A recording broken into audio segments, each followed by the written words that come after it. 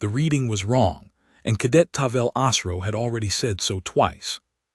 He crouched at the mouth of the loading gallery with his scanner cupped against his chest so the glow would not carry, and he watched the number climb where it had no business climbing. Thermal bloom, low in the outpost's western spine, in a section the deployment brief had marked cold and sealed. Sealed meant no air cycling. No air cycling meant no heat, and yet the western spine was breathing warmth into the dead corridors like something with lungs. "Squad 9, hold your line," the instructor's voice said in his ear, flat and far away. Warden Instructor Oshu, riding the exercise from the relay skiff 2 kilometers up the gravity well, where it was safe. "Report the anomaly and hold. Do not advance." Tavel reported it. His voice came out thin. Around him, the rest of Squad 9 held their crouch along the gallery, 6 cadets in proving harness with their training carbines set to the lowest lethal tier, because this was a graduation track deployment to a decommissioned mining station, and the worst thing anyone had expected to shoot today was a target drone. The 7th member of the squad did not hold her crouch the way the others did. She sat back on her heel with her carbine across her knees and her helmet off, hanging by its strap from her wrist, and she chewed the last corner of a protein wafer while she looked at the same bloom on her own display. Cadet Myra Solveig, the human.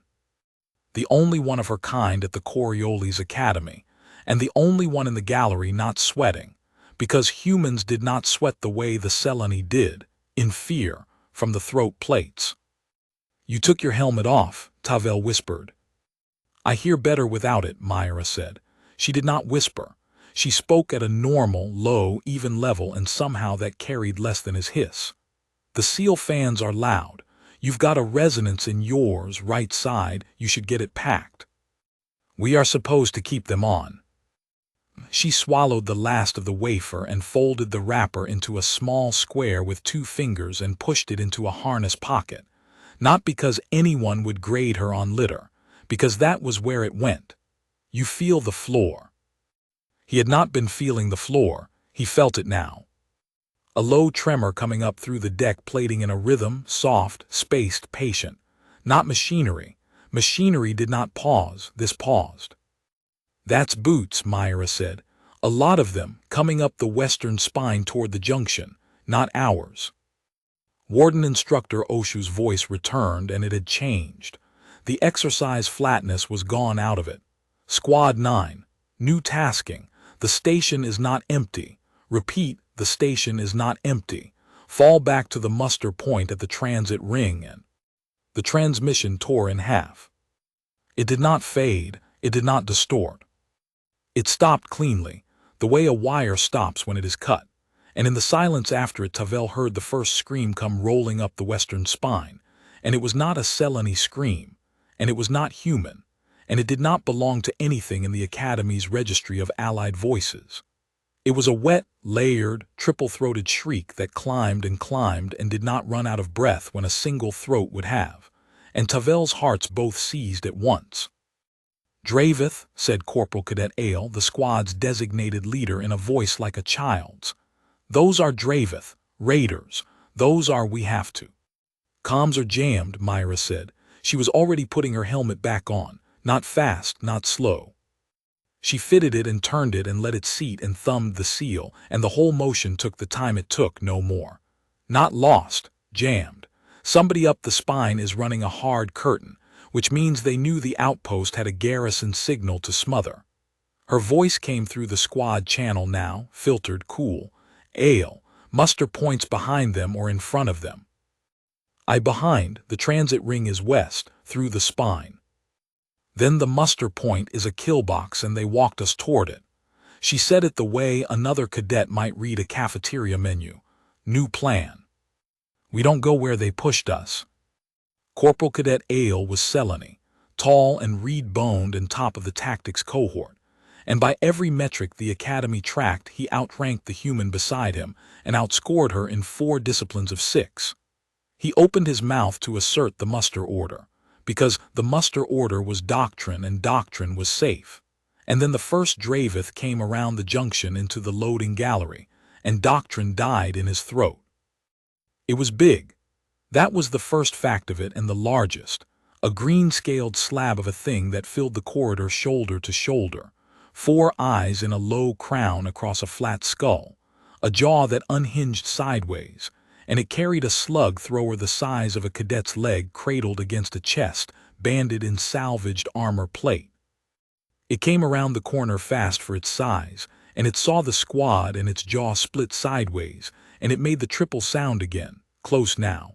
A wall of noise, and it swung the slug thrower up. Cadets scattered. That was training, spread the target, break the line of a heavy weapon, and it was the right instinct, and it was also panic. 6 young people flinging themselves against cover with their hearts in their throats. Tavel went left, hard, and slammed his shoulder into a cargo strut and lost his scanner and did not go back for it. Myra Solveig did not scatter. She dropped straight down onto one knee, in the exact spot she had been sitting, and she brought the training carbine up along the line her eyes were already on, and Tavel, jammed against the strut, breath sawing, 4 meters away, watched her do the thing that the entire academy would be talking about by nightfall, though none of them knew it yet, least of all her. She shot the Draveth in the throat. Not the chest. The chest had plate. Not the skull had bone over the brain thick enough to shrug a training round. The throat, in the soft seam under the sideways jaw where the 3 windpipes braided together before they split. A target the width of 2 fingers on a creature lunging at her through bad light at a closing run, and she put a training round into it, and then a second one, a hand's width lower, in the time it took the thing to take one more step. The carbine was set to lethal minimum. On a target drone it left a scorch. On Draveth cartilage it did not leave a scorch. It opened the seam and the pressure behind it did the rest, and the great green slab of the raider went from a charge to a stumble to a slide, and it came down face first onto the deck plating 3 feet from Myra's knee, and the slug thrower it had never fired skidded past her and stopped against the cargo strut by Tavel's boot. For a moment nothing in the gallery moved. Then Myra stood up, unhurried, and put 2 fingers to the side of her helmet, and said on the squad channel, in the same flat menu-reading voice, "1 down. There are more. Ale, do you want the line or do you want me to keep it?" Corporal Cadet Ale did not answer. Corporal Cadet Ale was staring at the dead thing on the floor and at the small human standing over it, and his mouth was open, and no sound was coming out of it. Later, when the boards convened and the recordings were played frame by frame in front of the whole senior cohort, someone would note that the human had not looked at the corpse at all. Not once. She had already moved her eyes up the corridor to the next problem before the first one finished dying. As if the dying part were a formality that did not require her attention. "I'll keep it," Myra said to the silence, and that was the second thing the academy would repeat. 2,000 meters up the gravity well, in the relay skiff, Warden Instructor Oshu of the Coriolis Combined Service Academy sat very still in front of a bank of dead feeds, and 1-1. The comms curtain the raiders had thrown across the outpost was a good one, military grade, the kind salvaged off a fallen picket cruiser, and it had eaten the squad channel and the biometric telemetry and the tactical overlay all at once. But it had not eaten the hardwired safety feed, because the safety feed did not run on the squad frequency. It ran on a separate, shielded, single-purpose line that existed for exactly one reason, so that if a proving deployment went wrong, an instructor could watch cadets die and log the cause. Oshu had never had to use it. In 31 years of instruction, he had lost 4 cadets total, all to accidents, none to enemy action, because the academy did not send cadets against enemies. That was the entire point of a proving deployment. You sent them somewhere dead and safe, and you let them practice being soldiers where there was nothing to practice against. Now the safety feed showed him a green-scaled Draveth raider face down on the deck of loading Gallery 4, and it showed him the human cadet standing over it reloading a fresh cell into her carbine with her thumb. and it showed him, when he keyed the log by reflex, that his own voice had stopped working. He had never wanted the human. That was a private thing, and he had never said it aloud, and he said it to himself now with a kind of shame, watching the feed. When the Terran Compact had petitioned to seat a cadet at Coriolis under the exchange charter, the instruction board had argued it for a full cycle. Humans were a young compact species from a registry world. The survey office had flagged Sable, the blackest bracket the registry kept, reserved for biospheres that killed their own apex life on a rotation, worlds where the dominant species had evolved under a predation load that the survey office's own xenobiologists called, in the assessment, outside the modeled range.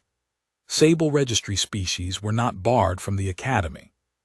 But they were rare, and they made the other cadets uneasy, and Oshu had voted quietly to seat someone else. He had been overruled, and for 2 years the human had given him nothing to hang his unease on. She was quiet. She was middle of the cohort in tactics, low in astrogation, high in field medicine and unarmed forms and marksmanship, unremarkable in bearing, small even for her kind, a young woman who kept her hair cropped and her boots squared and her mouth shut. She did not brag. She did not fight in the corridors. She lost a sparring bout to Corporal Cadet Ale in front of the whole first cohort and shook his hand afterward and meant it. Oshu had begun, cautiously, to think the survey office's sable flag was a superstition, that the killing worlds bred killing myths and nothing more. He watched the human reload and turn up corridor toward the sound of more raiders coming, and he understood with a cold, slow drop in both hearts that the flag was not a myth, that he had spent 2 years watching a young woman decline every single day to do the thing she had just done in under 2 seconds, because no one had asked her to, because there had been nothing there that needed doing. There was something there now. Coriolis actual, this is Warden Instructor Oshu on the safety line. I have a live raider incursion at Meridian Outpost. I have cadets in contact, I say again, cadets in contact. His voice was working again. Barely. I need a response element. I need it now. The reply came back thin with distance and thinner with meaning. The nearest response element was a fast frigate, the Sundeep Vigil, and the Sundeep Vigil was 4 hours out, and 4 hours was not a number that meant anything to 7 cadets in a corridor with a squad of Dravith walking up the western spine toward them. Oshu looked at the safety feed. The human had reached the junction. She had put her back to the corner and set one knee down and brought the carbine up, and she had lifted her free hand off the grip and made a flat, low, patting motion at the cadets behind her, a gesture that in no academy manual meant anything, and that every one of the Seleni cadets understood at once and obeyed. Down, wait, let them come to me. 4 hours, Oshu said to no one. On the feed, the first of the raiders came around the far junction, and the human breathed out and did not fire yet, and waited for it to close into the width of 2 fingers of soft throat, and Oshu found that he could not look away. Down in the gallery, Tavel had the slug thrower. He did not remember deciding to pick it up. He remembered the human saying, without turning her head, Osro, the heavy weapon, bring it here and stay low, and he remembered his body obeying before his mind had finished being afraid, crawling across the deck with the Dravith cannon dragging under him, its salvaged grip too wide for his 4 fingers, its weight enough to make his harness servos whine. I don't know how to fire it, he said when he reached her. You're not going to. It's a plug for the corridor if they rush and I have to fall back. Set it across the strut, muzzle up spine, and put your hand flat on the deck. She did not look at him while she said it. Her eyes stayed up corridor. Tell me what you feel. He put his hand flat on the deck. Boots, 3 groups, 1 close coming straight up the spine, 2 more spread wide. Flanking, she said the word like she was checking a box. They're not raiding. Raiders grab and run. These are clearing a station they mean to keep room by room, and we're a room. A pause, 1 breath. Which means they'll be patient, and they'll try to push us into the muster point where the transit ring gives them a shooting gallery, and we are not going to let them, because the second we bunch up in that ring we're finished." "How do you know all this?" Tavel said, and hated how his voice broke on it. For the first time since the shrieking started, the human looked at him. Through the visor he could not see her whole face, only the eyes, and there was nothing in them that he had a word for. Not fear, not excitement, not the killing joy the Dravith were making up corridor with their triple throats, just attention. Total, flat, unhurried attention, the look of someone reading a familiar page. "Because on my world," MilitarySciFi said, "this is Tuesday." Then the close group hit the junction, and she went to work, and Cadet Tavel Osro stopped being able to keep count. He would try later in front of the board. He would try to say how many, and in what order, and by what method, and he would get 4 of them right, and then his account would come apart, because after the 4th one the human had stopped doing things a cadet did, and started doing things he had no training to describe. She shot a raider through the throat, and used its falling body to break the line of the one behind it. She let a heavy slug round crack, past her helmet close enough to score the paint, rather than move her aim off the target she wanted. She ran dry, and instead of reloading where she knelt, she rolled left into a cargo alcove, came up already loaded, and put the reload gap on the far side of a bulkhead, so that the raider's return fire went into steel where she had been and not into her. None of it was fast, exactly. That was the part Tavel could never make the board understand. It looked slow. It looked like she had more time than everyone else in the corridor, like the raiders were moving through something thick and she was not, and afterward he decided that the thing they were moving through was fear, and she simply was not in it. She was somewhere else, somewhere flat and quiet, doing arithmetic with her hands, and the arithmetic came out to dead Dravith on the deck of the Western Spine, one and then another, until the close group was not a group anymore, and the sound coming up the corridor was no longer a war shriek, but something lower and more uncertain, the sound of large, confident things discovering that the room they meant to clear was clearing them. "Reset," Myra said on the squad channel, "flat, even. Ale, count your people, anybody hit." Corporal Cadet Ale counted his people. His voice shook, but it worked, and Tavel understood that the human had given him the count to do on purpose, a small, ordinary task to hang a terrified mind on. All present. Vash took a graze. We're all here. Good, we're going to move. Not to the muster point. Up the maintenance chase behind you, the narrow one, single file, and you're going to be slow and quiet, and you're going to let me be last. She was already backing toward them, carbine still up, eyes still up corridor. The 2 flanking groups are going to reach this gallery in about 90 seconds and find their friends and get careful. Careful is slow. Slow is what we want. We're going to use it to put steel between us and them. "You want us to run," Ale said. "I want us to leave," Myra said. "Running is what they expect. Leaving is what gets us home." She reached the mouth of the maintenance chase and set her shoulder against it, and finally, for 1/2 second, looked back down the gallery at the dead. 6 of them now. Maybe 7. Green slabs cooling on the deck in the low light, and the small human standing among them entirely unmarked, and Tavel would remember that image for the rest of his life, and so, though they did not know it yet, would everyone he ever told about it. "Move," Myra said. They moved. The maintenance chase was a crawlway meant for repair drones and desperate technicians, 1/2 meter wide, ribbed with conduit, and the Seleni cadets filled it the way water fills a pipe, single file, harnesses scraping, breath loud. MilitarySciFi came last, backward, her carbine trained down the length of the chase toward the fading light of the gallery they had left, and she moved backward as smoothly as the others moved forward, feeling the rungs behind her with a heel before she committed her weight, never once turning to look where she was going. "You'll fall," Tavel breathed, second to last, close enough to hear her steady breathing. "I won't. The chase goes straight for 40 meters, then jogs left. I counted the conduit hangers on the way in." She had counted the conduit hangars on the way in. During a routine, boring, decommissioned station deployment, walking to a target range, the human had counted the conduit hangars in a maintenance crawlway she had no reason to think she would ever use. There's a hangar at every 2 meters. When you feel the gap where one's missing, that's the jog. Tell the front. He told the front. Ale found the missing hangar and the jog and the whole line bent left into the deeper dark, away from the western spine, away from the killbox muster point, into the outpost's cold service veins where the raiders' curtain of jamming grew patchy and thin, because there was nothing here worth jamming.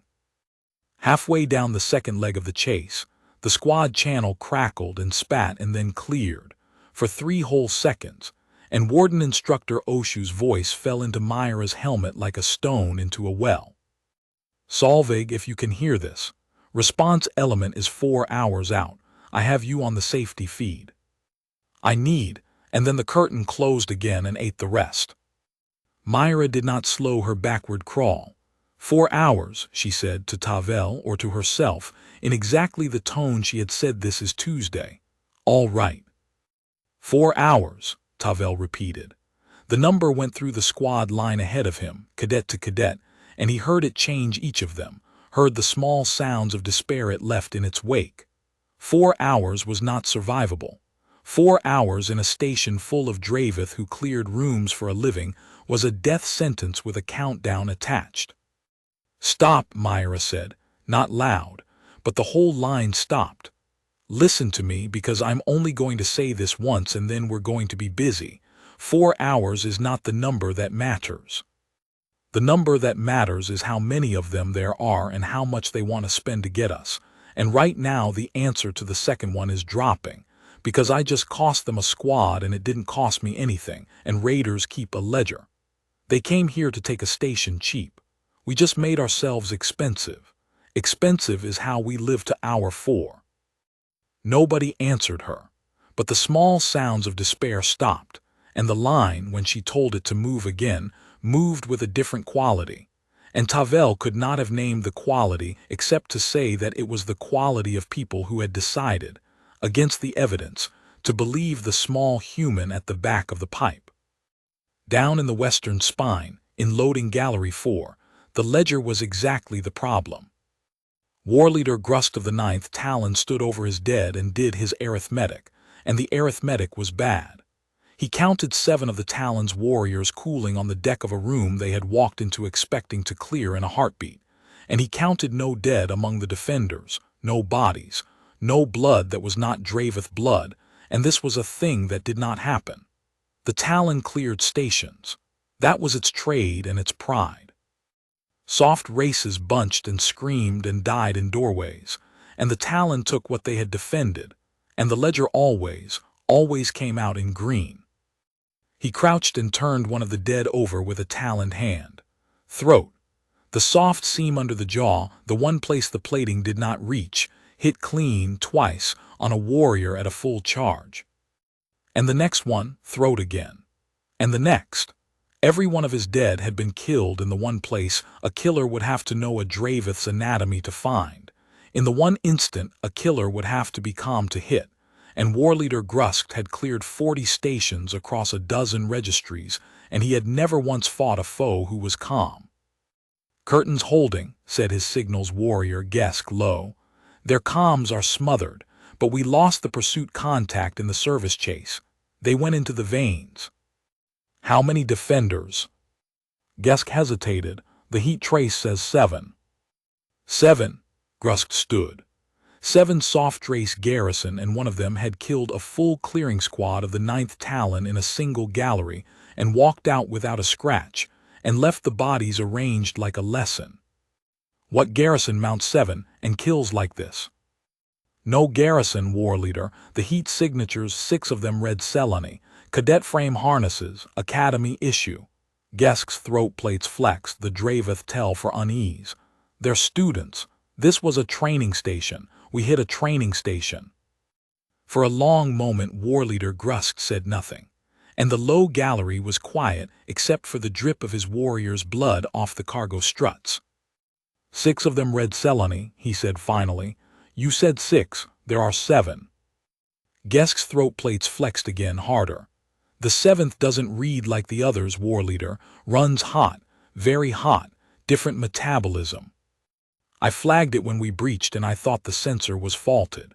He turned the signal slate so Grusk could see the trace, the 6 cool blue-green Selene signatures fleeing up the service chase in a neat line, and behind them last, moving backward, a single signature that burned on the display like a coal. It's not faulted. That one's not Selene. That one's not anything in the raid library. Grusk looked at the coal moving backward up the pipe, keeping itself between his warriors and the 6 soft cadets. It was shepherding to safety. And something moved in the old cold pragmatism of a war leader who had lived to be old by knowing when a station was worth its price. Pull the flanking squads back to the spine, he said. Gesk stared at him. War leader, we have them in the veins, we can. Pull them back. Grusk did not raise his voice. War leaders who lived to be old did not raise their voices. We came to take a dead station cheap. It is not cheap and it is not dead. Something is in the veins with our prey that killed a clearing squad in a gallery and did not hurry doing it, and I will not feed the talon into a pipe in the dark to find out what it is. Set a watch on the spine. Hold the curtain. Let the 4-hour clock run. If their rescue comes, we are gone before it lands with what salvage we have. If it does not, he looked at the coal on the slate. If it does not, then the pipe belongs to that thing and everything in it, and we will not be in the pipe. It was, everyone in the 9th Talon would later agree, the decision that saved most of their lives. It was also the decision that meant the human had, in a single gallery, in under 2 minutes, without raising her voice or her heart rate, made an entire raiding warband choose to sit still in the dark and hope she left. She did not know she had done it. She was busy counting conduit hangers. The service vanes led out into a coolant plenum, a wide low space of silent heat exchange fins and dead pumps, and here the squad could stand, and here Corporal Cadet Ale finally came apart, quietly, the way strong young people come apart when the thing that was holding them upright lets go all at once. He put his back against a heat fin and slid down it and sat on the deck with his carbine across his knees and his hands shaking, and he said to no one, I froze. In the gallery. I gave the muster order and it was wrong and then I froze and I couldn't do anything. The other cadets looked at him and looked away, because he was their leader and this was a thing you were not supposed to see. MilitarySciFi crossed the plenum, checked the 2 exits with a glance, and crouched down in front of him, her carbine still in her hands but lowered. And she did the thing that the board, months later, would find hardest of all to reconcile with the bodies in the gallery. She was kind. You didn't freeze, she said, flat, even but not cold. You gave a doctrine order under contact for the first time in your life against an enemy you were told didn't exist 20 minutes ago. That's not freezing. That's the doctrine being wrong. The muster order was the right answer to the exercise you were briefed. It was the wrong answer to the raid, and you couldn't have known the difference until the raid started, and the instant it started, you started learning. She tipped her helmet toward him. You counted your people twice under fire, both times right. You kept your squad's numbers straight while your leader's whole world turned over. That's not a cadet who froze. That's a corporal doing his job scared, which is the only kind of corporal there is. Ale looked up at her. You weren't scared. I was scared the whole time, Myra said, and the plenum went very quiet because none of them believed her and all of them wanted to. I'm scared right now. Fear's not the thing. What you do with your hands while you're scared, that's the thing. Mine were trained to do that on a world where the thing coming up the corridor is usually bigger than me and always wants to eat me, so my hands have somewhere to go. She stood, unfolding, easy. Yours are trained for a galaxy that mostly doesn't work like that. It's not a flaw, Ale. It's just a shorter list of practice than mine.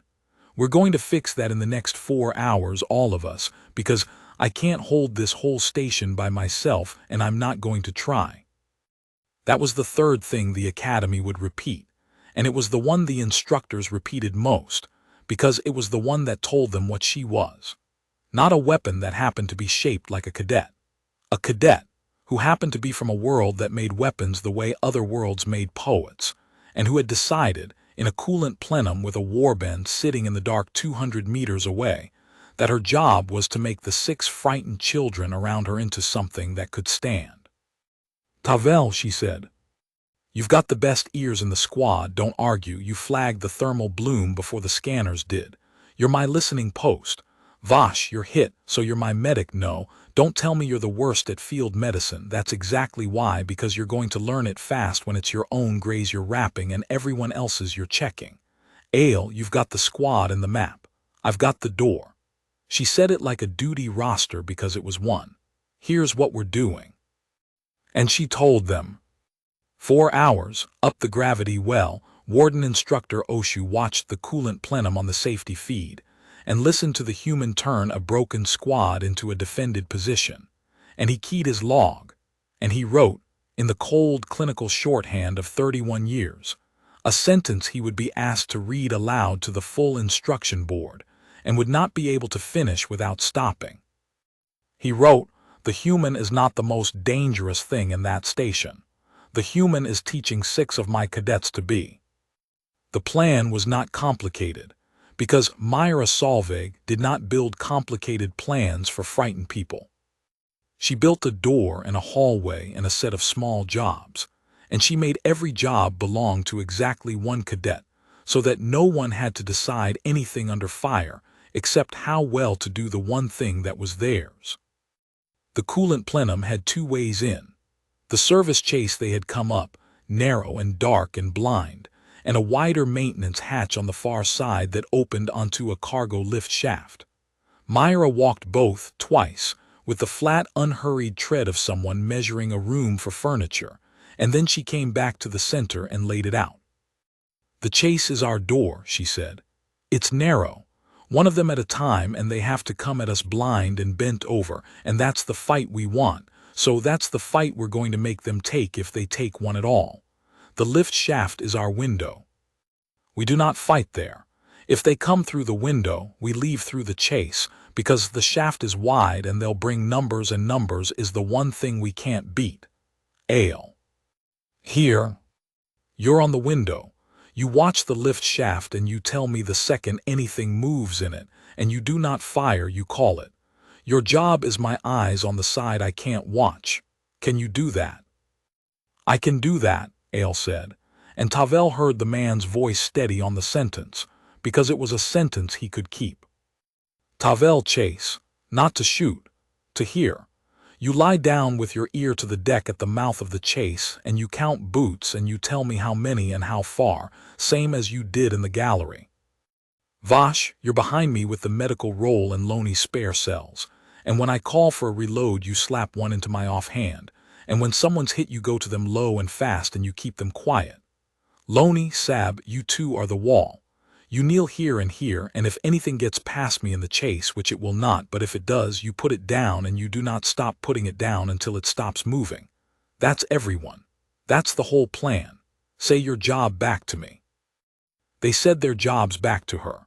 One at a time, around the plenum, 6 young Seleni voices naming the single thing each of them was now responsible for, and Tavel felt the panic in the room reorganize itself into something with edges, something that could be held. She had not made them brave. She had made them busy, and busy was close enough to brave that under enough pressure you could not tell the difference.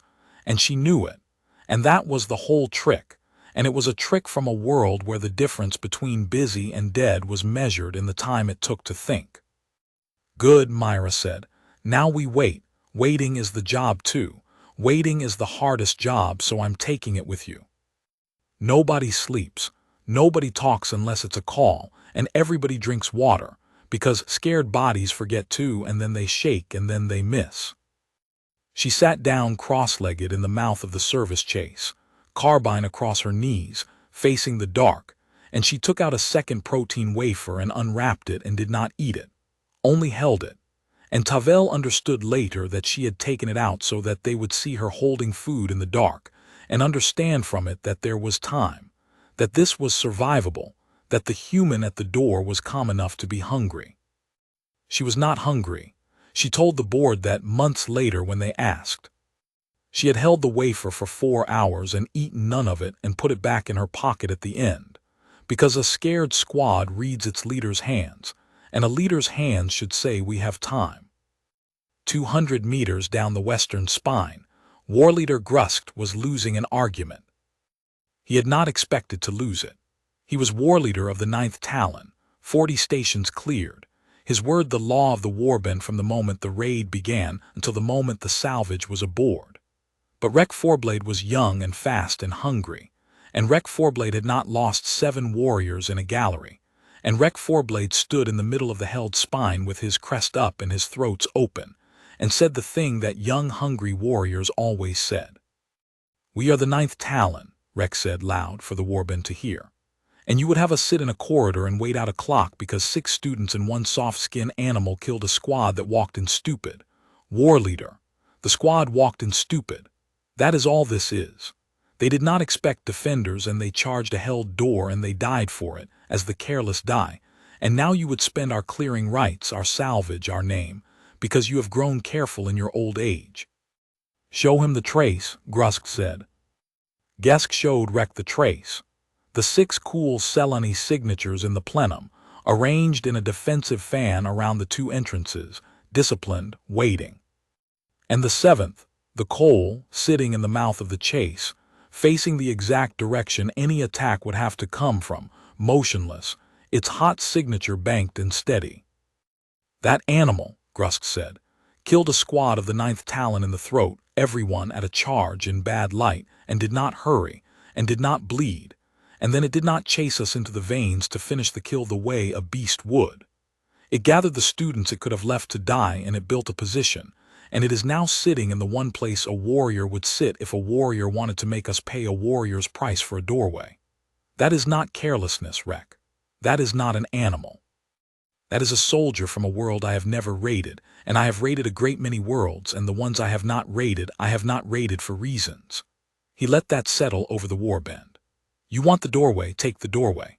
I will not stop you, but you will take it with your own blade at the front and you will find out what I already know, and I will keep the clock and the salvage and the warband when you are cooling in that chase with your throat open. Go on, Fourblade. Show me the careless die." Rec Fourblade looked at the coal on the trace for a long moment. Then he took 8 warriors, the 8 who cheered loudest, and he went up the veins to take the doorway, because young hungry warriors could not do otherwise in front of the warband and live as themselves, and War Leader Grusk let him go, and set a watch, and began, quietly, to prepare the Talon to leave, because he had seen how this went and he did not need to see it again. In the plenum, Tavel's ear was flat to the deck when he felt them come. "Boots," he said, and his voice did not shake because it was his job and he had practiced it now and the practice held. 9. Coming up the chase, fast then slow. They slowed at the second jog, the missing hanger, one's in front. 9, Myra said. She did not move from her cross-legged seat except to set the uneaten wafer down on the deck beside her, gently, and bring both hands to the carbine. 1 in front, 8 stacked behind him in a pipe 1/2 meter wide. Ale, window. Windows clear, Ale called from the far side. Then it's just the door, Myra breathed out. In the dark of the chase, 40 meters down, a scale scraped conduit, and then another, the sound of a big thing coming up a small pipe toward her, and she waited and she did not fire, and the sound came closer, 30 meters, 20, and Tavel wanted to scream at her to shoot, and knew that the not shooting was the whole point, that she was letting the pipe do to them what the pipe was built to do, funnel 9 warriors into a single line where their numbers meant nothing, and only the front one mattered. At 10 meters she still had not fired.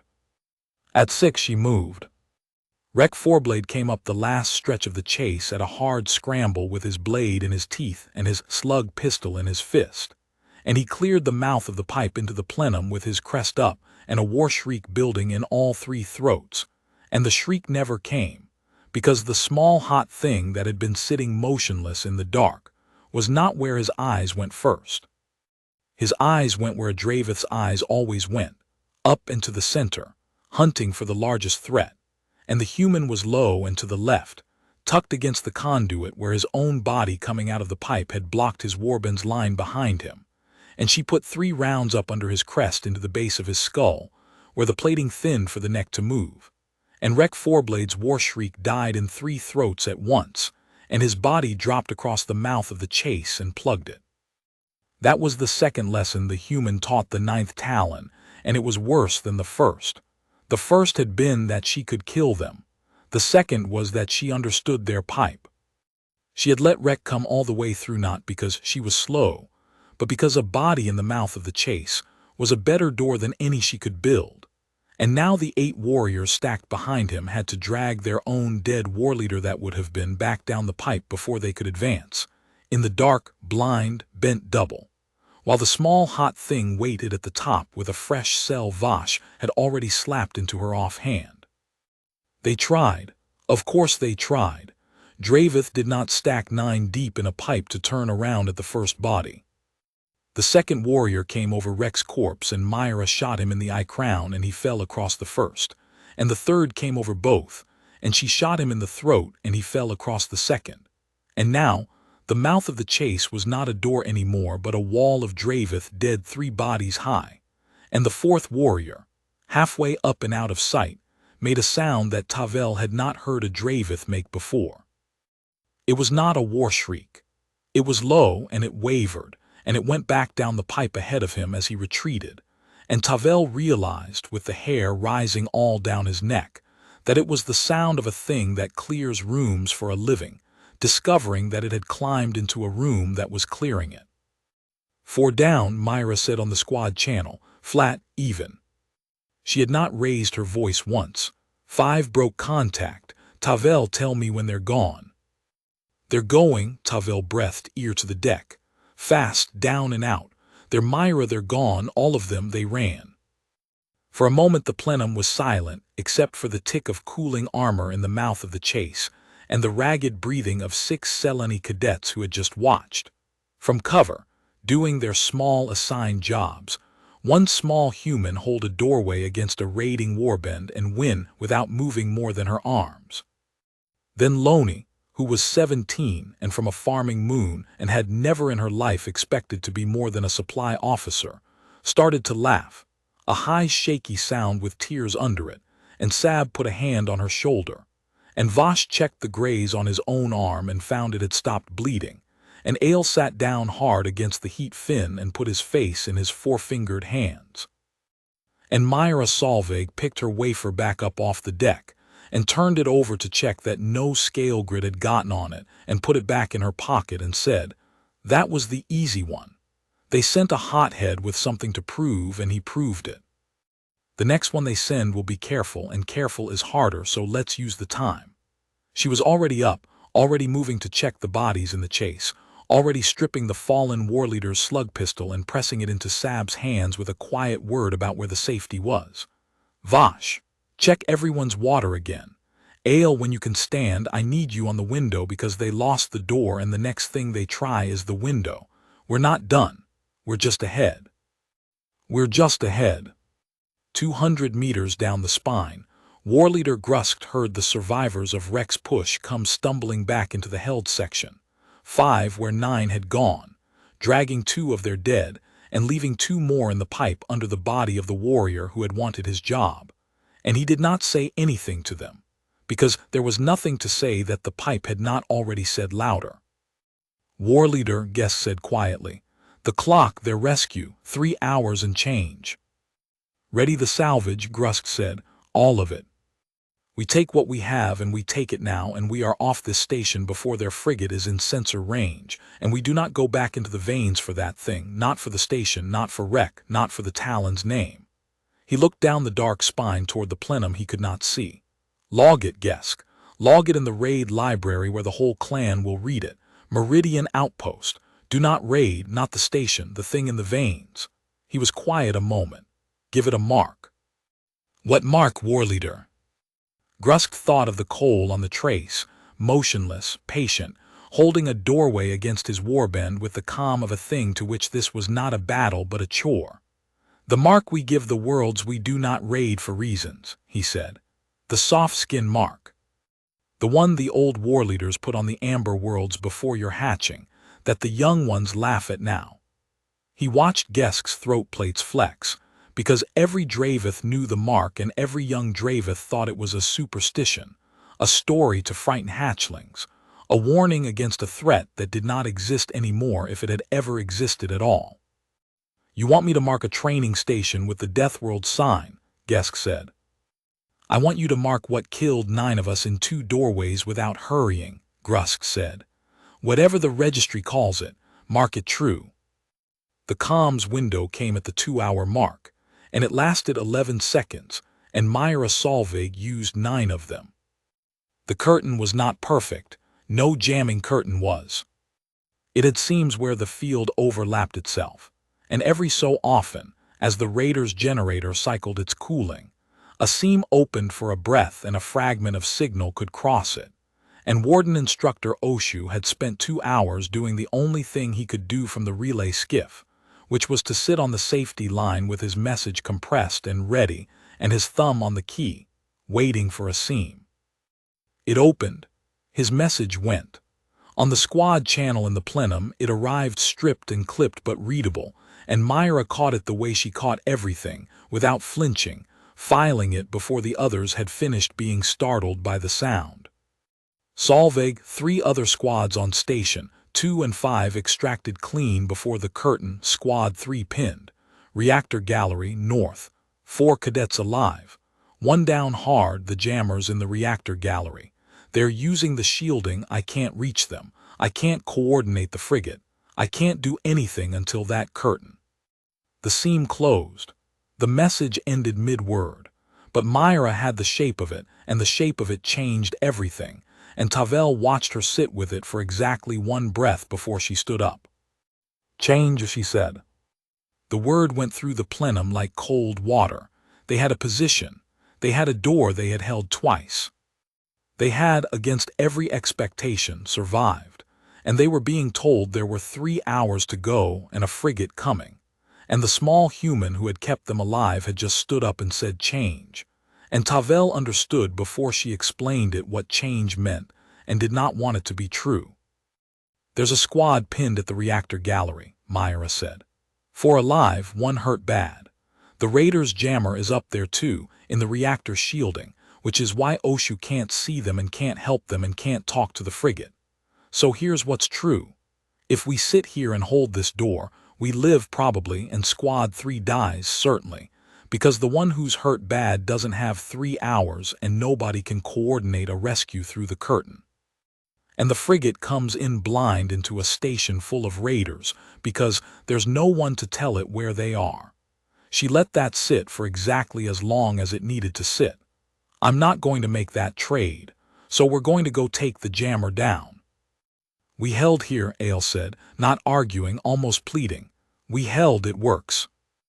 "It works because it's a door and they have to come to us," Myra said. "The jammer is the opposite problem. We have to go to it, through their held ground in the dark, and that's the fight we didn't want, and we're going to take it anyway, because the alternative is letting a squad of cadets die 200 meters away while we sit in a safe room congratulating ourselves."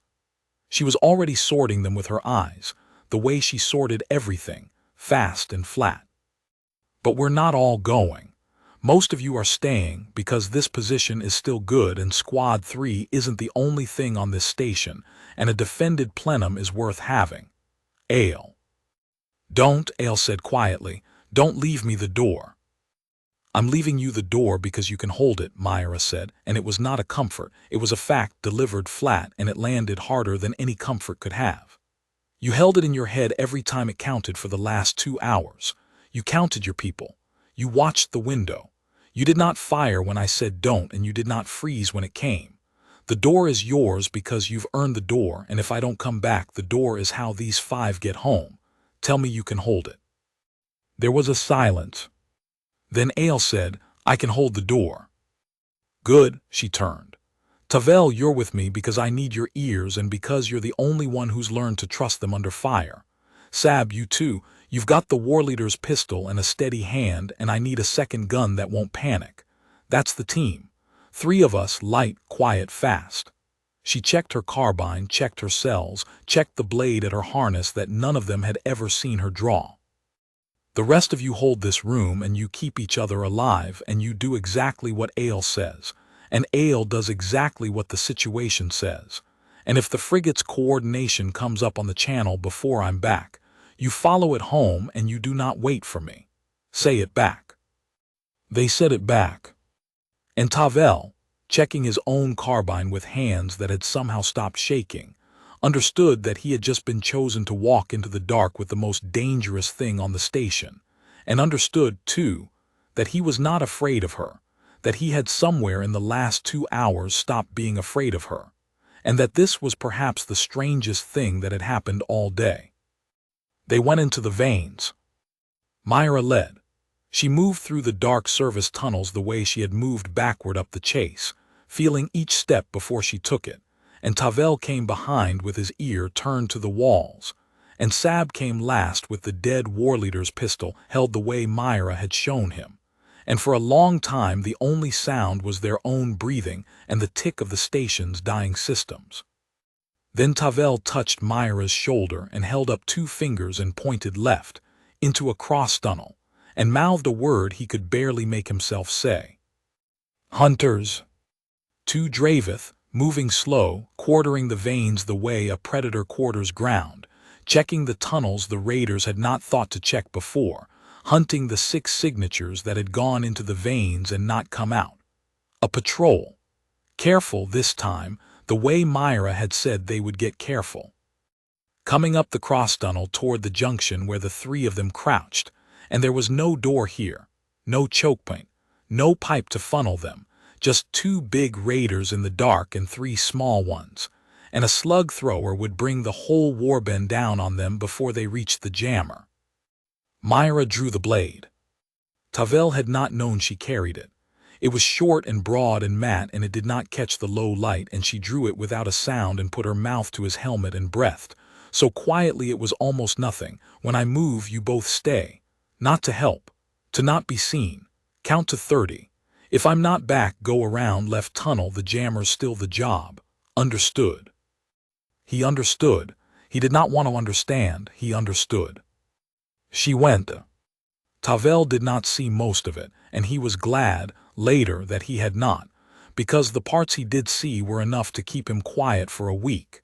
She did not go at the hunters straight. She went low along the tunnel wall in the dark where their 4 eyes, built for open ground and bright raids, did not expect a thing to be, and she waited in the black while the first one passed her close enough to touch, and she took the second one first, the rear one, the one whose fall the front one would not see, with the blade up under the jaw into the braided throat, one hand over the crest to guide the body down silent against her own weight. And she lowered 400 pounds of dying raider to the deck, without a sound, while the front one walked on, unknowing, into the dark. And then she took the front one. Tavel heard it more than saw it, a single wet catch of breath, a soft, heavy settling. And then the human's shape came back out of the dark, wiping the blade on a rag she then folded and pocketed, and she crouched down between the 2 of them and said in her flat, even voice, 2 down, quiet. Curtains still up so nobody heard. Let's keep moving before the patrol's due to check in and doesn't. She looked at Tavel and at Sab, whose pistol hand had gone white on the grip, and something in her flat gaze softened by a single degree. You did the hard part. You held still while I worked.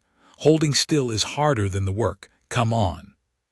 Sab, moving past the 2 dead hunters in the dark, made a small sound and did not look down.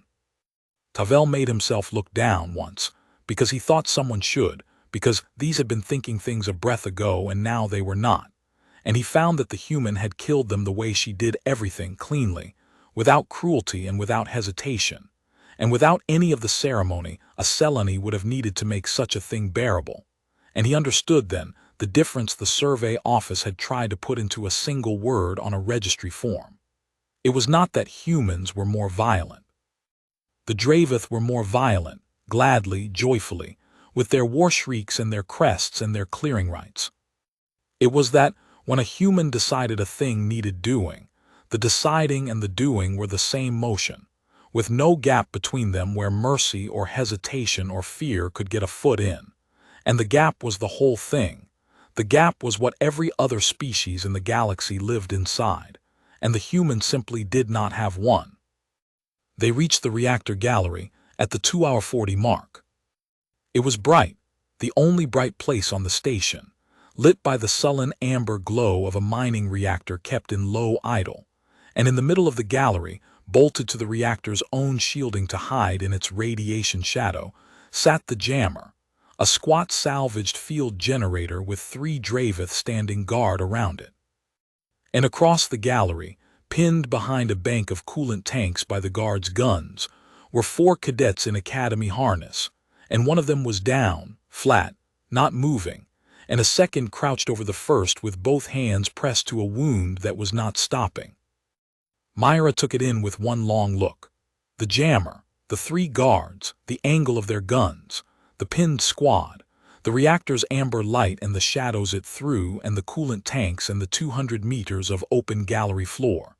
She read it the way she read everything, fast and flat and complete, and then she pulled Tavel and Sab down behind a stanchion and laid it out in a whisper. 3 guards. I can't take all 3 before one of them fires and brings the warband, not across that floor. So we're not going to do it across the floor. She pointed up, into the gantries and catwalks that laced the gallery's ceiling, service walkways for the reactor techs who had died or fled long ago. I go up and over. You 2 stay here and you make noise on my signal, not much, just enough, a scrape, a shadow, something that makes all 3 of them look at this side of the gallery for 2 seconds. That's all I need. 2 seconds with their eyes on you is 2 seconds with their backs to me. She was already moving toward the ladder. When it's done, you go straight to Squad 3 and you get me a report on the one who's down, because the second that jammer drops, Oshu can see us, and the first thing I'm going to tell him is what the frigate's flying into, and the second thing is who needs a medic first. Myra, Tavel said and stopped, because he did not know what he wanted to say. She paused on the ladder, one rung up and looked back at him.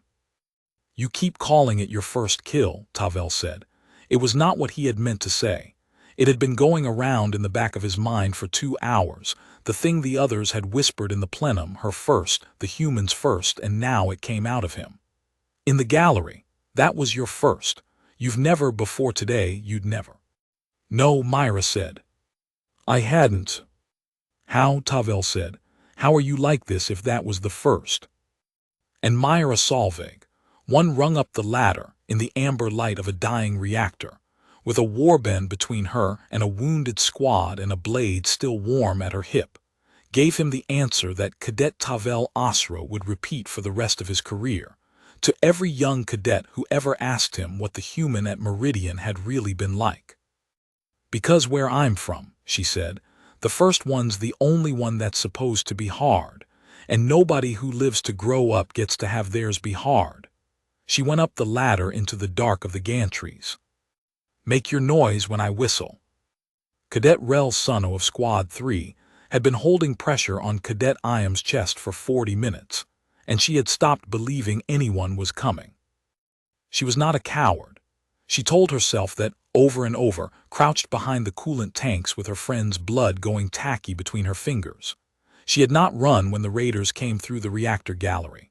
She had pulled Iam into cover when the slug took him, and she had put her hands on the wound, and she had kept them there while the other 2, Dask and Little Emmer, held what little line 4 cadets could hold against 3 armored raiders and a fixed gun. But holding pressure was not saving him. Iam's breathing had gone shallow and wet an hour ago, and now it was going slow, and the raiders had them fixed, and the comms were dead, and the reactor's amber light made everything look like it was already burning. She had stopped believing anyone was coming, and so when the thing happened, she did not understand it at first.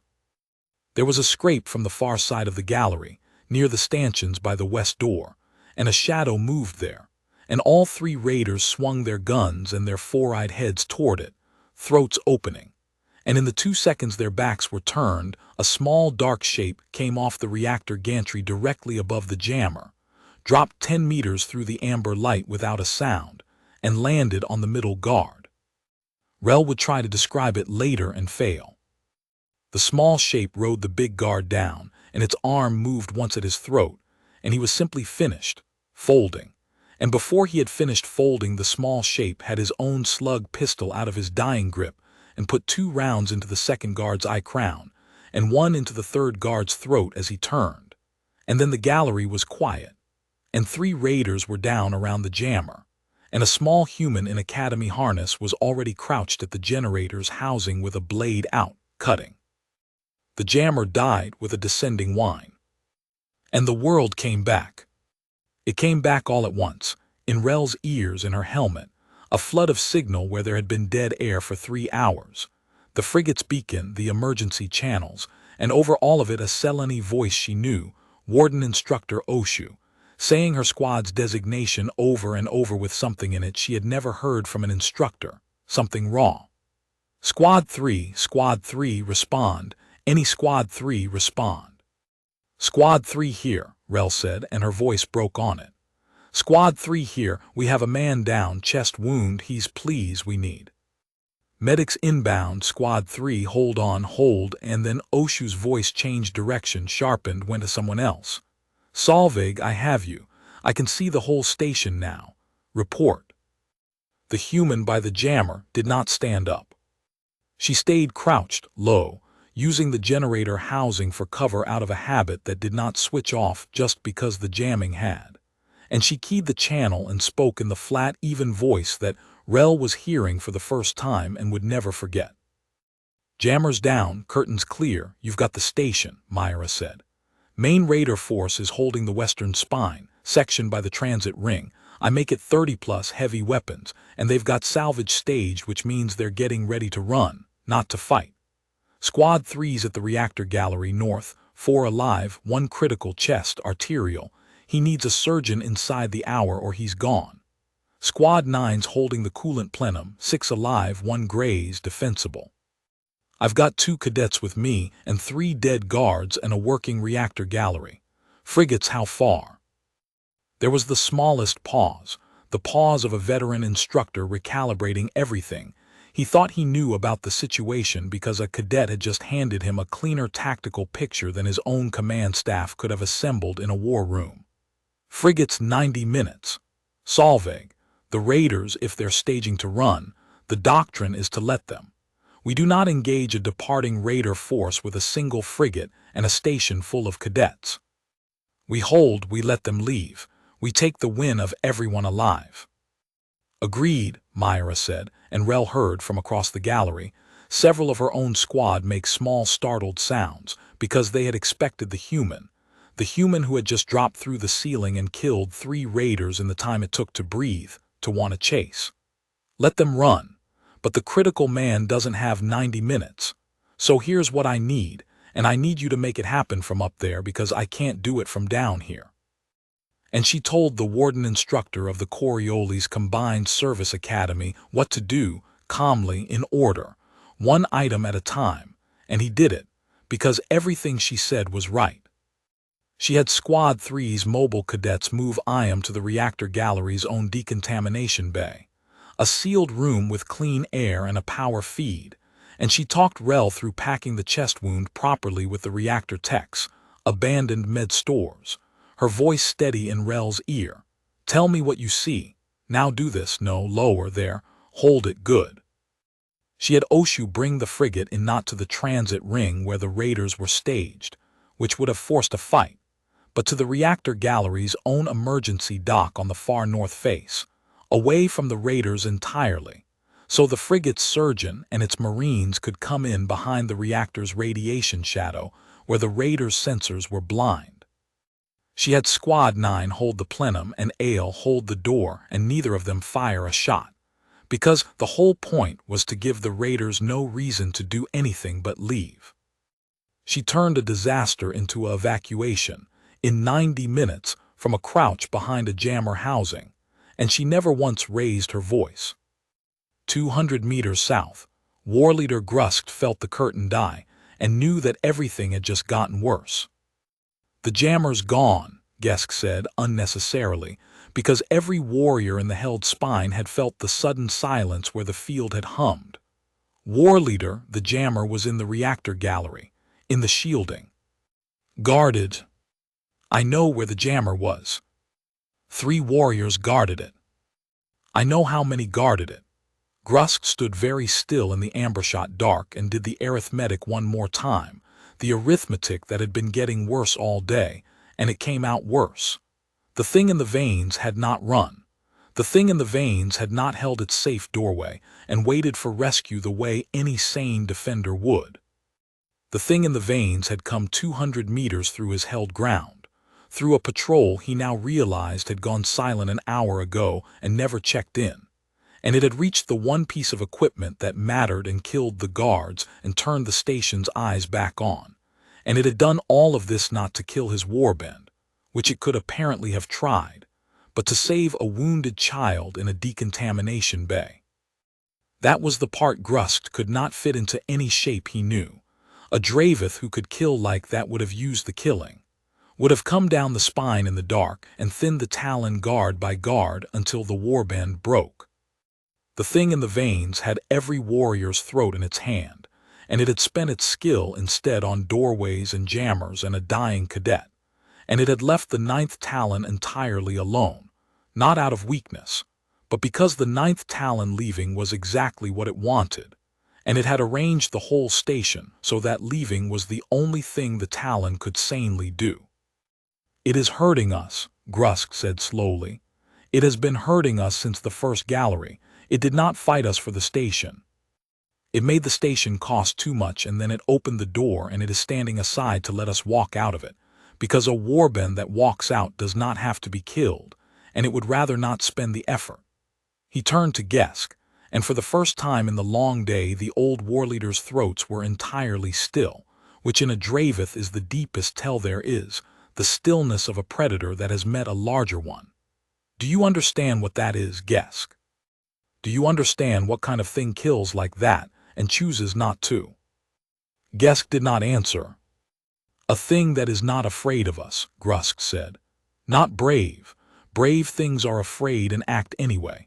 This thing is not afraid the way we are not afraid of the salvage rats in a hull.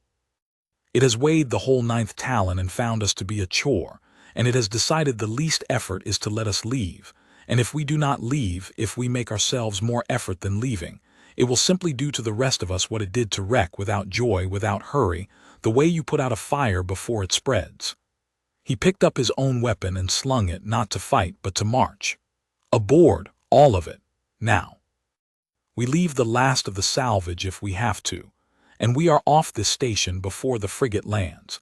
And every warrior of the 9th Talon is going to remember for the rest of the clan's memory that we raided the Amber World's children, and the children's shepherd let us live, and that letting us live was the most frightening thing that has ever happened to us. Move." The 9th Talon moved. 30-some warriors who cleared stations for a living, who had come to take a dead outpost cheap, filed onto their raid boats and cast off from the transit ring in something that was not quite a rout and was not anything like a victory, and they ran for the dark ahead of a single frigate. And behind them on the station, the reactor gallery's emergency dock cracked open, and a Selene surgeon and 8 Academy Marines came through it into the amber light, and a wounded cadet named Iam, who would keep his name because a human he had never met had spent 3 hours arranging the universe so that he could, was still, barely, breathing. The warning came from Oshu at the 60-minute mark, and it came fast and clipped, the way a man talks when he is watching a thing happen that he cannot stop. Solvague movement. Most of the raider force is aboard and casting off, they're running, but a boat broke formation, came off the main body and swung back. It's putting down at the transit ring again. I count 9, maybe 10 warriors on foot moving north. A pause, the sound of a man reading a display and hating it. They're moving towards you, toward the reactor gallery. Solvague, the main force is leaving, but this element is not there. I think they're coming back for the gallery. Myra, crouched by the decon bay where the frigate's advanced surgeon had not yet arrived and Rel still held pressure on Iam, took the warning without a flicker. 10. On foot, coming for the gallery. She looked at the amber-lit space around her, the coolant tanks and the gantries and the reactor's sullen glow, the same fast, flat, complete reading she gave everything. That's Rex, the one I killed at the plenum door. These are his, and they're not leaving with the rest because they can't, because a warband that runs from the thing that killed their warleader-to-be is a warband that has to bring his blood back or never be themselves again. Grust can't stop them and won't try, so they're mine. Frigates 30 minutes, Oshu said. Marines can push the advance team faster, maybe 20, but the surgeon has to come with them or the wounded man dies in transit, and I can't split Solveig, 20 minutes against 10 of them, with the mobile cadets you have and a wounded squad in the open. It's not open, Myra said. It's a reactor gallery. It's the best ground I've had all day. Send the surgeon and the Marines the fast way and don't slow down for me. I'll have the gallery held when they get here. She was already up, already moving, already sorting. Oshu, one thing, can you spike the reactor idle? From up there, can you push it from low idle to a purge cycle on my mark? A silence. A purge cycle would flood the gallery's lower level with coolant vapor and drop a radiation warning across the whole north face. The shielding would hold for the upper gantries, but the floor would be Solveig. Why? Because 10 Draveth coming into a gallery with a radiation alarm and a floor full of vapor are going to do exactly what their instincts tell them to do, which is get up high out of the vapor onto the gantries, where the shielding is. Myra was climbing as she spoke, up toward those same gantries, the warleader's pistol at her hip and her carbine on her back, and her cadets scrambling to the position she was calling as she went. And a warband that goes high onto a catwalk in single file to get out of a hazard is a warband in a pipe again. They just don't know it's a pipe. Can you do it? I can do it. On your mark. Good, stand by. She reached the gantry and turned and looked down at her people, the 2 from her squad and the 3 mobile cadets of Squad 3, 5 frightened young Seleni looking up at the small human in the amber light, and she gave them the same thing she had given Squad 9 in the plenum, a door and a hallway and a set of small jobs, except this time the door was a reactor, and the hallway was a catwalk, and the plan had a mark in it. Rel, you don't move from Iam. Your job is his chest and nothing else. Whatever you hear, you hold pressure and you do not look up. Dask, Emmer, you're on the decon bay hatch. Anything that gets past me comes at that hatch, and you too are why it doesn't get through. Sab, warleader's pistol. You're with them, low in cover. You do not fire until something's inside 10 meters because up close that pistol is the equalizer and far off it's just noise that gives away where you are. Tavel, she looked at him last. You're my ears and my mark. When I whistle, you tell Oshu to purge, and then you cover your face because the vapor's cold and it'll blind you if you breathe it, and then you keep your ear on the deck and you call me their count as they come. Say it back. They said it back. And then they waited, in the amber light, and the reactor hummed its low, idle hum, and somewhere south the raid boats of the departing 9th Talon were already dots on the surgeon's inbound display, and 10 warriors of Rec Fourblade's blood came north through the veins with vengeance in all their throats, and the small human waited for them up in the gantries with her carbine across her knees, and did not eat the wafer she took out and held. They came into the gallery loud. That was the difference between these 10 and the careful patrol Myra had killed in the dark.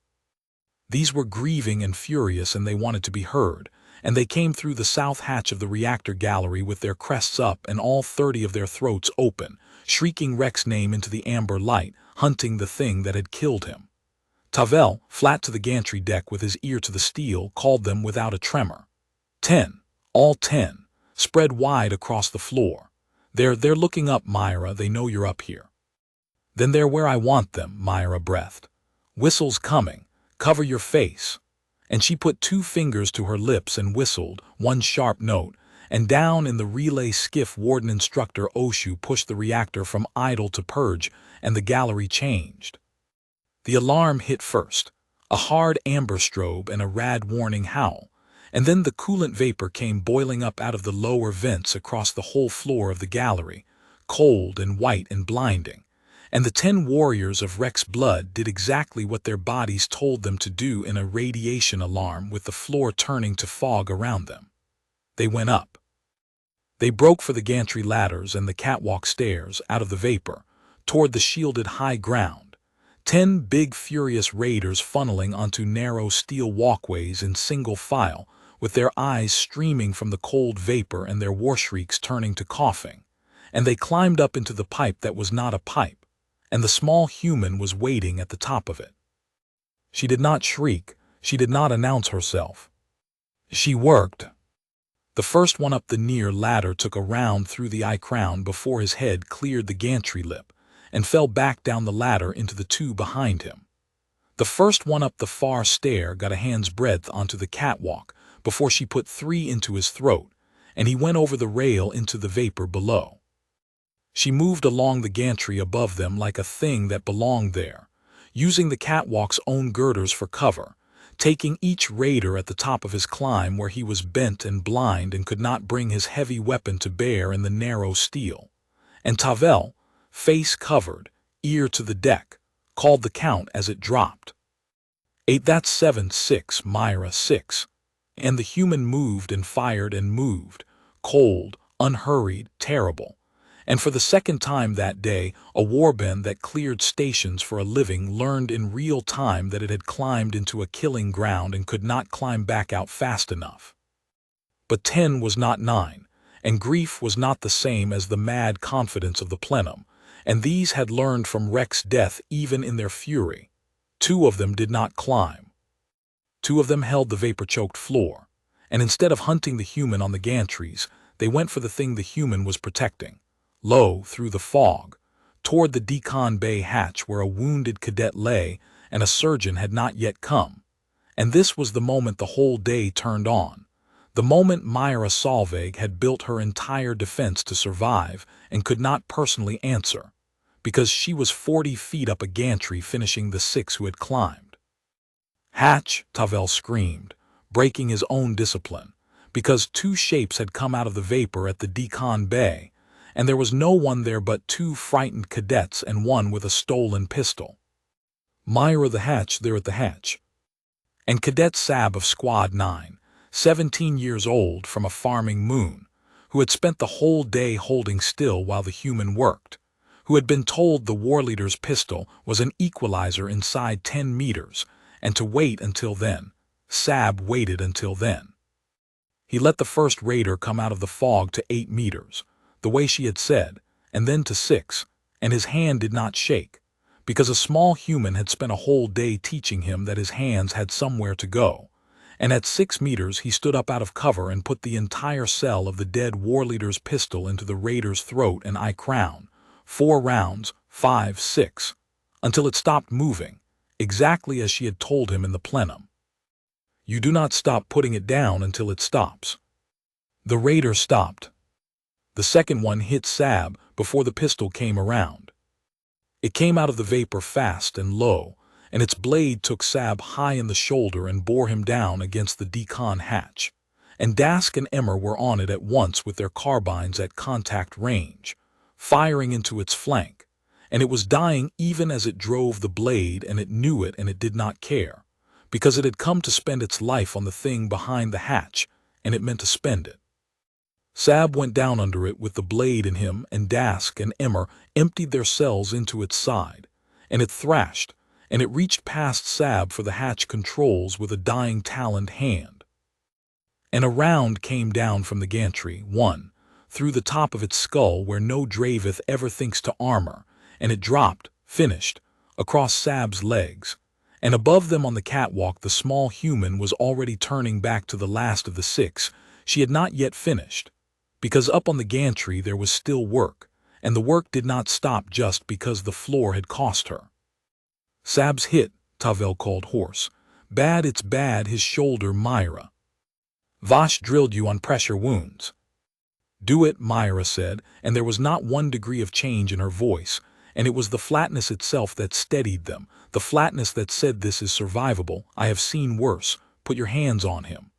4 down up here, 2 left, I've got them. Emmer off the hatch, get to Sab, pack the shoulder. Dask, hold the hatch alone, you can, they're almost done. She said almost done the way she'd said 1 down. A fact, a count.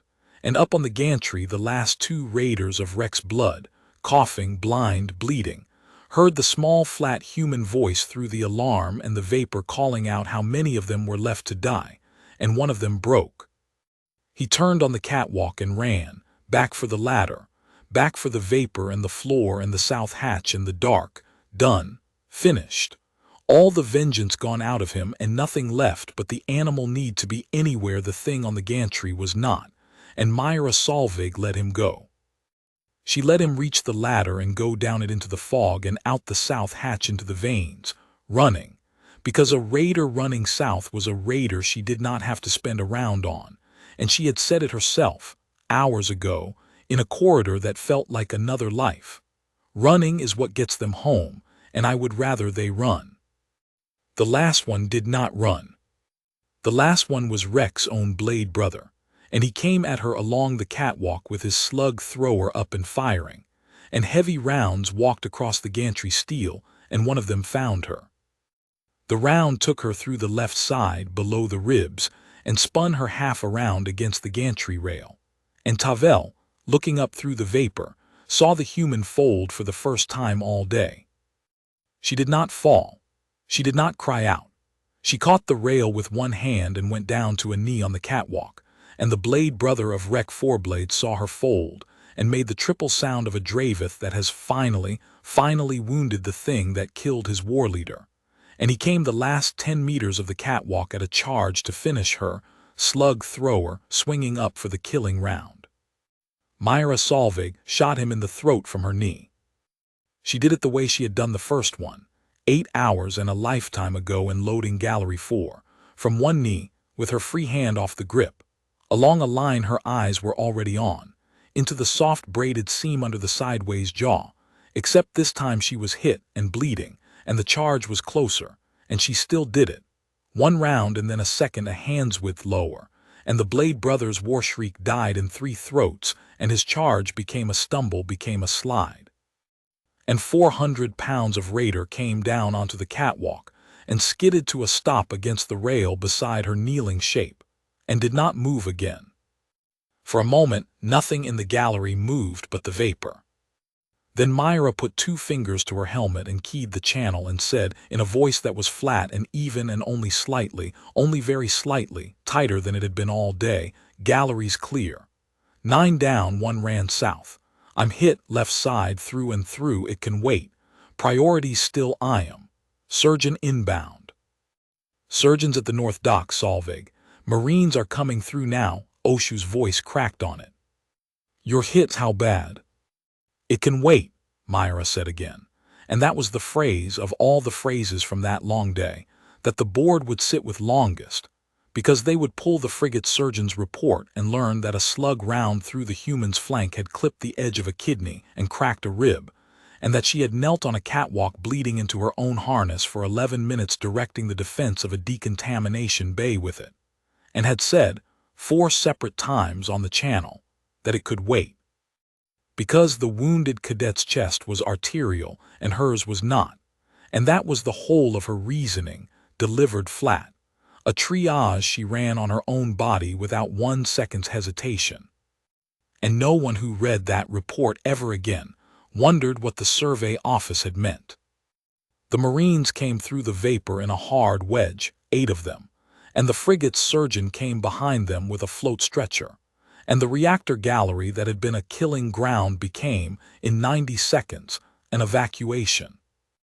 The surgeon went straight to IM in the decon bay, where Rel had kept his chest packed for 4 hours and would not let go of it until a Marine gently made her, and the surgeon got a line into him and a clamp on the bleeder, and said the words the whole channel had been waiting 3 hours to hear: "He'll make the frigate."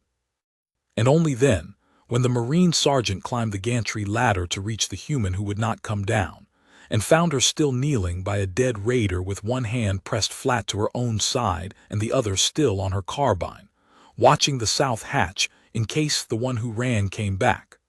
Only then did Cadet MilitarySciFi let someone else take the door. "I've got it, Cadet," the Marine sergeant said. His name was Voskarn, and he was a 15-year veteran, and he had seen a great many battlefields, and he would say in his own report that he had never in his life had to order a soldier to stop guarding a corridor and get on a stretcher, and had never expected the first time to be a wounded academy cadet who outweighed her rifle by not very much. "The corridor's mine now. Stand down. That's an order from someone who's allowed to give you one." Myra looked at him. Through the visor in the amber light, Voskarn saw the eyes, and he would try to describe them in his report and give up, the way everyone gave up and write only, composed. She looked at him and she looked at the south hatch one more time, and then she took her hand off the carbine. "He ran south," she said. "The one who ran. He'll try for a raid boat, but the main force already cast off, so he's on foot in the veins with no ride, and he's the only one left, and he's not coming back for me. He's coming back for nothing. He just wants to live. So you can stand your people down soft. It's over." And then, because she was a cadet and he was a sergeant and there were forms even here, she added, "Cadet Solveig, Squad 9, reporting the reactor gallery secure and requesting a medic when the priority casualty's stable. Not before." "Requesting a medic when the priority's stable," Voskarn repeated slowly. "Not before." "That's the request, Sergeant." Voskarn keyed his own channel to the surgeon and said, quietly, off the cadet net, "Doc, when you've got the chest wound stable, I've got a second casualty up here, gunshot, flank, through and through, been bleeding into her kit for over 10 minutes, and running a defense the whole time, and she'll fight you if you come before the boy's clamped. So clamp the boy, and then come up here and bring restraints, because I don't think this one knows how to be the patient." He looked at the small human kneeling in the vapor, and the amber light with her own blood tacky on her glove, and he thought about the 9 dead raiders in the gallery, and the count he'd been given coming in, a full clearing warband broken across 3 engagements, by a training squad, held together by one cadet, and Sergeant Voskarn of the frigate Sundeep Vigil felt the thing settle into him that would settle into everyone who came near this day, the recalibration. The quiet moving of a species, from one column of the ledger to another. "What's your world, Cadet?" he asked. He did not know why he asked it. He asked it the way you ask a thing you already know the answer to. MilitarySciFi, who had not sat down, told him the designation the survey office kept in the blackest bracket it had, the one word for the worlds where the top predator killed its own apex life on a rotation, and the dominant species had evolved outside the modeled range. She told him flatly, the way she told him everything, and then she added the part the registry form did not have room for, the part that was the whole answer to every question anyone had asked her all day. "It's not that we're born fighting, Sergeant," she said. "It's that where I'm from, the ones who are bad at it don't get to be anyone's ancestor. You're not looking at a soldier. You're looking at what's left after 4 billion years of everything that couldn't do this dying before it bred." She finally let herself sit back against the gantry rail, one hand on her side, her face going the gray that meant the adrenaline was leaving and the wound was arriving. "Every one of us is the end of a very long line of things that were good at exactly one thing. We just usually don't have a reason to show you which thing." She closed her eyes. "Tell the surgeon to hurry with the boy. I'm going to be less useful in a minute." Then MilitarySciFi, who had made her first kill 9 hours ago and 8 more since, and held a station full of raiders off 6 frightened children and a wounded squad without once raising her voice, quietly passed out against the rail, and the Marine sergeant caught her before she slid, and found that she weighed almost nothing at all. Sergeant Voskarn carried her down the gantry ladder himself, which was not procedure, and handed her to a medic at the bottom, and then he did his sergeant's job, which was to walk the ground she had held and understand it, because a sergeant who did not understand the ground was no use to anyone. He walked it, and he did not like what it told him. He had fought Dravith before. Every soldier who worked the Meridian sector had fought Dravith, or knew someone who had, and the shape of a Dravith clearing action was a known and terrible thing. The shrieking rush, the doorways choked with soft race dead, the salvage stripped, the clan marks left on the bulkheads to warn off rivals. Voskar knew what a station looked like after the Dravith had cleared it. He had cleaned up after them more times than he wanted to count, and it always looked the same, and it always looked like the defenders had died bunched and screaming in the last room they had tried to hold.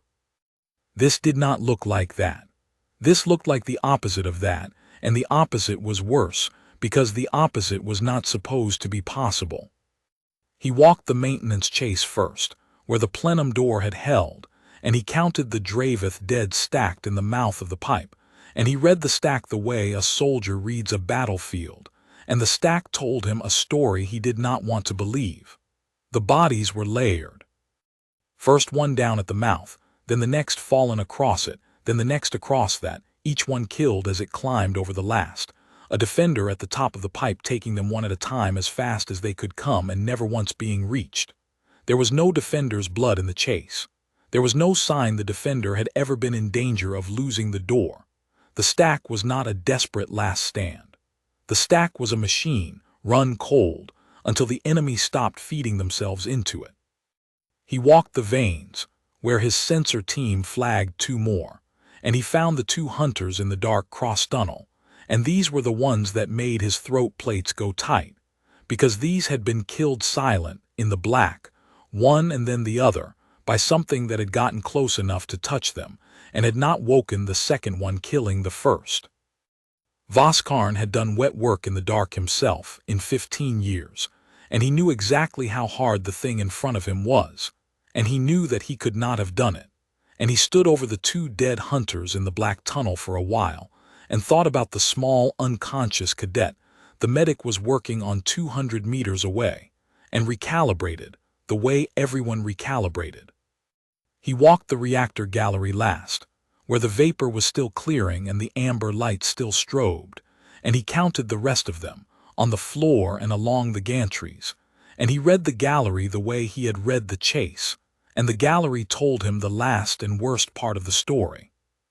The dead were high, most of them, along the catwalks, killed climbing, funneled up out of a hazard onto narrow steel exactly where a killer wanted them, and Voskar understood, standing in the clearing vapor, that the cadet had not merely defended the gallery. She had read the reactor and the vapor and the Dravith instinct to climb out of a hazard, and she had used all 3 of them as a weapon, and she had turned the enemy's own bodies against their own advance the way a river turns a mill, and she had done it while protecting a fixed point she could not leave, with a wounded squad and a dying man behind her, and she had done it after taking a slug round through the side. Sergeant, his second, Corporal Issei, had come up beside him quiet. "The count. Do you want the count?" "Give me the count." 11 Dravith confirmed dead across the 3 sites. 1 more unaccounted sensor trace of a single warrior that broke south and left the station on foot before we landed, matches the cadet's report that 1 ran. No compact dead. 3 compact wounded, 2 stable, 1 critical stabilized. Issei hesitated. "Sergeant, that is a training squad and 1 cadet broke a clearing warband. The whole warband pulled out and ran. I have never, how do I even write that?" "You write it plain," Voskar said. "You write the count and the sites and you do not editorialize because the plain version is worse than anything you would add to it. And you note for the record that the defenders were Academy cadets on a graduation track deployment, and that the one who held the ground took her first live engagement in the Western Gallery this morning." He looked at the dead along the catwalks in the strobing amber light. "Her first. Note that. Somebody up the chain is going to want to know that this was the first day that cadet ever killed anything, and they are going to read this count, and they are going to have the same thought I am having, and they should have it in the record where it cannot be argued with." "What thought, Sergeant?" Voskar was quiet a moment. "That we have been calling the wrong worlds dangerous," he said, "for a long time, and that one of the right ones just enrolled a cadet." Aboard the Sundeep Vigil, running for the Academy at speed, the frigate's surgeon fought 2 battles at once and won both, barely. The first was Iam's chest, and it was the harder of the 2 only because it had gone on longer. 3 hours of a cadet named Rel holding a wound closed with her own hands had bought the time, but 3 hours was a great deal of time to bleed even slowly, and the surgeon worked over the boy for most of an hour before the monitors settled into something that meant he would live. The second was the small human, and the surgeon had not expected the second to be a fight at all, because the wound was through and clean, and the cadet was unconscious. And unconscious patients did not argue. This one argued unconscious. She surfaced twice on the table, not to full waking, just far enough to speak, and both times she said the same thing, flat and slurred and insistent: "The boy first. Work on the boy first," and both times the surgeon had to tell her, to a cadet too far under to really hear it, that the boy was already done. The boy was stable. She could stop now. And both times something in the small body eased a fraction at the words before it went back under. The surgeon had worked on soldiers for 20 years and had never had one fight up out of sedation to triage someone else, and she wrote it in her report because she did not think anyone would believe her if she only said it, and she ended the report with a sentence that the board would later read into the record alongside Voskarn's, a sentence a surgeon does not write lightly. She wrote, "The patient's own survival was, throughout, the lowest priority the patient held, including while unconscious. Recommend this be understood not as a disregard for her own life, but as a discipline so complete it operates below the level of waking thought. I have no medical framework for it. I have only ever seen it described in the survey office's assessment of her homeworld, which I had, until today, assumed was written by someone who had never met one of them." The safety feed was a single continuous recording, and by the time the Sundeep Vigil cleared the outpost with its cadets and its wounded aboard, a copy of it was already sitting in the secure archive of the Coriolis Combined Service Academy, and Warden Instructor Oshu was already dreading what would happen when it played. He had watched it live. That was different from watching it again. Live, he had been inside it, terrified, useless, doing the small things a man on a relay skiff could do. Now, in the archive suite that evening with the instruction board gathering around him and the outpost's dust still on the incoming reports, he had to watch it as a record, from the outside, the way the board would watch it, and he understood as it began to play that nothing he could say in his report would matter as much as the images, because the images did the thing that no report could do. They showed the temperature. The board watched loading Gallery 4. They watched the first Dravith come around the junction, and the 6 Selene cadets scatter in perfect, terrified textbook panic, and they watched the 7th cadet drop to one knee in the spot she had been sitting and kill it in the throat before it finished its charge, and they watched her stand up and not look at it. The archive suite was very quiet. Provost Saline Thurm, who had run the academy for 20 years and had voted, 2 years ago, to seat the human under the exchange charter over the objections of half her own board, leaned forward in her chair and did not lean back for a long time. They watched the plenum. They watched the human turn a broken squad into a defended position with a duty roster and an uneaten wafer. They watched Corporal Cadet Ale come apart and be gently, precisely, put back together with a task. They watched the door hold twice, and they watched the pipe fill with Dravith dead, and they heard, through the safety feed's audio, the small flat human voice never once rise above the level of someone reading a menu. They watched her go into the veins. They watched the 2 hunters die in the dark, and more than one board member looked away from that, and the ones who did not look away were quieter afterward than the ones who did. They watched her drop 10 meters onto the jammer guards. They watched her run the whole station's rescue from a crouch. And they watched the reactor gallery, the vapor and the alarm and the gantry that became a pipe, and they watched a small human take a slug round through the side and go to a knee and kill the thing that had wounded her from that knee, and then say, on the record, in a voice that did not change, "It can wait." When the recording ended, no one in the archive suite spoke for a long moment. Then Instructor Kel Asun, who taught close-quarters doctrine and had spent the whole viewing with his jaw tight, said the thing several of them were thinking. "That's a weapon. We admitted a weapon to this academy and dressed it in a cadet harness and gave it a bunk in the 3rd cohort. I want it noted that I said 2 years ago." "Sit down, Kel," Provost Therm said. She did not say it loudly. She had watched the same recording he had, and she had seen something in it he had not, and she said it now to the whole board in the tone she used perhaps twice a year. "You watched the same feed I did and you saw a weapon. Watch it again and count how many of our cadets that weapon brought home. 7 from Squad 9, 4 from Squad 3. Squad 3's critical man is alive on that frigate right now because that weapon spent 3 hours arranging a station so that he could be. A weapon kills what you pointed at.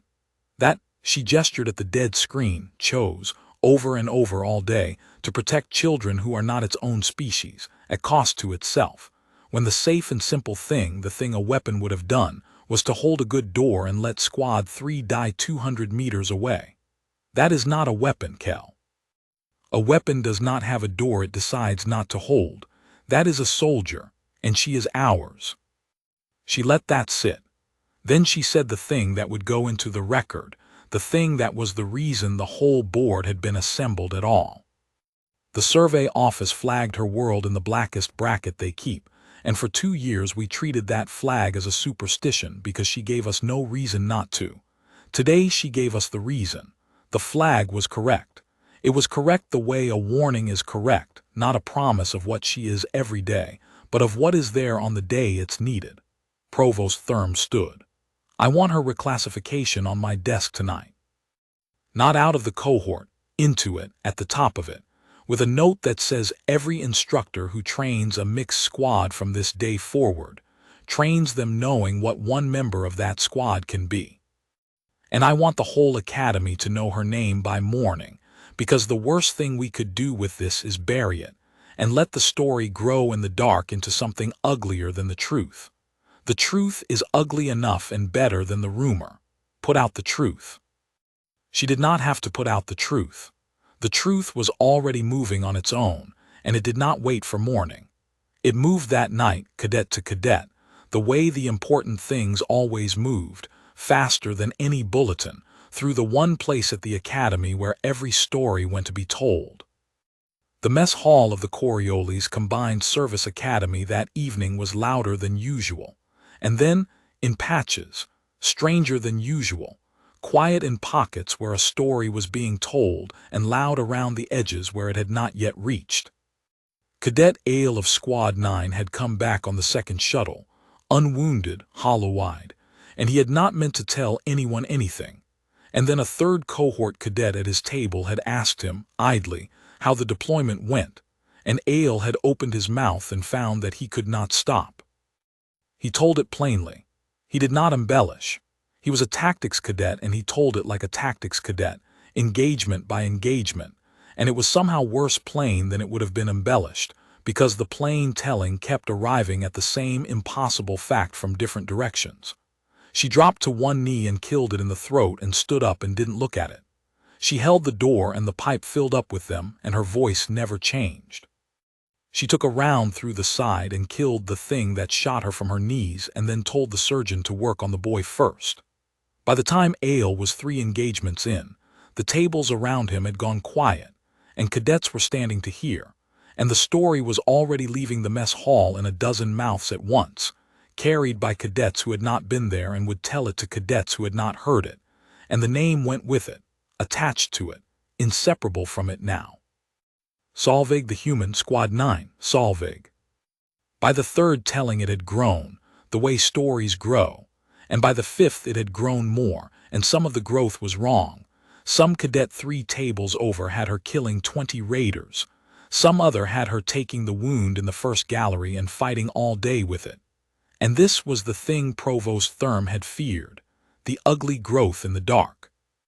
But the thing that Warden Instructor Oshu noticed when he walked through the mess hall late that night on his way to the medbay, was that the true version was holding its own against the false ones.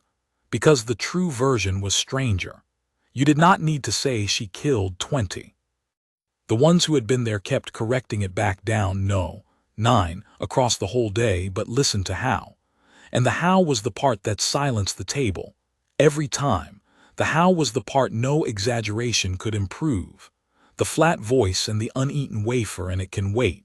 And the story kept collapsing back toward the truth because the truth was the frightening version. Oshu heard his own small part in it as he passed. Someone was telling the bit about the reactor purge. She had the instructor spike the reactor. She turned the whole gallery into a trap. And he did not stop to correct the details.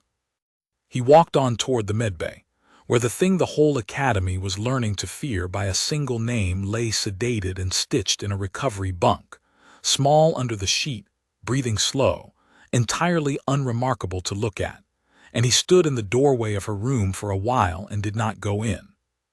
2 decks down, in a first cohort dormitory, Cadet Loney of Squad 9 could not sleep, and did not try to. She was 17, and from a farming moon, and she had enrolled to be a supply officer because supply officers did not die. And that morning she had knelt behind a heat fin in a coolant plenum with a job she could hold in her 2 hands while a small human held a door, and she had laughed when it was over, a high shaking sound with tears under it, because the alternative to laughing had been something she did not have a name for yet. Now it was night, and the laughing was long gone, and she lay in her bunk in the dark and stared at the ceiling and felt the whole day sitting on her chest. And after a while her bunkmate, a Seleni girl named Aris who had not been on the deployment, whispered across the gap between the beds and asked if she was all right. Loney thought about how to answer. "There was a human in my squad," she said finally. "You know the one, the quiet one, Solveig. Everyone's talking about her. They're saying she killed a whole warband. She killed 11 of them across a whole day, and she never once looked like she was in a hurry," Loney said, and heard her own voice go strange on it. "That's not the part I can't stop thinking about, though. The part I can't stop thinking about is that she gave me a job, a little one. Watch this, hold this, drink your water. And I did it, and it was enough, and I lived, and 5 other people in that room lived, because she looked at 6 of us falling apart, and instead of doing it all herself, which she could have, Aris, she could have done all of it alone, she gave each of us one small thing we could actually do, so that when we got home we wouldn't have only watched, so we'd have helped hold the door, so it would be ours too." Loney was quiet a moment in the dark. "I'm going to remember that longer than the killing. She could have let us just be cargo she protected. She made us a squad instead. On the worst day of my life she took the time, under fire, to make sure I got to be a soldier and not a survivor. I don't know how to say what that's worth." Aris did not answer for a while. Then she said softly, "What's she like, really, up close?" And Loney, 17 and unable to sleep, gave the answer that half the cadets on the station were arriving at that same night in their own bunks, in their own words, as the name went through the dormitories deck by deck. "Small," she said, "ordinary, you'd walk past her in a corridor and never look twice. That's the part that keeps me awake, not that she's frightening, that she isn't until she has to be, and then she's the most frightening thing you've ever seen, and then she's ordinary again, and she folds her wrapper into a little square and puts it in her pocket like nothing happened." Loney rolled over toward the wall. "Go to sleep, Aris, I mean it. Go to sleep and be glad she's ours, and be gladder still you'll probably never have to find out why everyone's saying her name tonight. I found out. I don't recommend it, but I'm glad it was her, of anyone in the galaxy, who was standing in that door." The name traveled the other way too, that same night, in the opposite direction from the academy, out into the dark where the 9th Talon ran for home. Gesk the signals warrior sat in the cramped hold of the lead raid boat, and did the thing his war leader had ordered him to do, which was to write the raid into the clan's memory truthfully, and he found it was the hardest log he had ever composed. The ninth Talon did not write defeats often because the ninth Talon did not have them often, and when it did the writing was blunt. We struck, we lost, the price was too high, avoid. But this was not a defeat exactly. They had lost warriors, yes, 11 when the final count came in, 11 of 30-some, the worst single day in the warband's living memory, but they had not been beaten in the way a warband is beaten, driven and broken and scattered. They had been let go. And Gesk did not have a word in the raid log's vocabulary for let go, because no enemy in the clan's memory had ever been in a position to let the ninth Talon do anything. So he wrote it the way Grust had told him. He wrote the station's registry name and its coordinates and the flat fact that it had been a training outpost, a place of children. He wrote that the children had a shepherd, one, a soft skin from a world the clan's own old raid libraries flagged with the amber mark, the Deathworld sign, the warning the young warriors laughed at. He wrote what the shepherd had done, engagement by engagement, the galleries and the pipe and the veins and the reactor, and he wrote the count. And then he did the thing that made the log matter, the thing that would make young warriors of the clan stop laughing at the amber mark for a generation.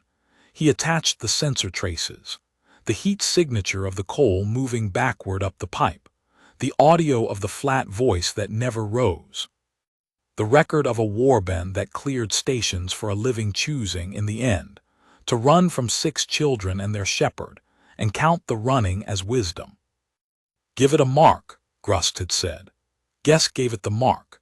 And then, because a log needed a name for the thing it warned against, and the shepherd had never given hers, Gesk gave it the only name the ninth Talon had for it, the name that came up out of the old amber warnings the clan had half forgotten, and he wrote it into the record where the whole clan would read it and, reading it, remember to be afraid.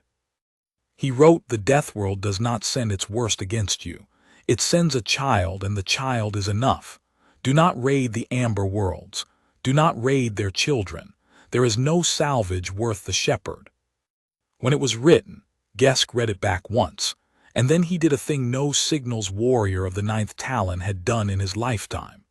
He flagged the entry for the clan's highest circulation, the mark reserved for the handful of warnings a clan builds its survival on, the warnings that outlive the war leaders who write them.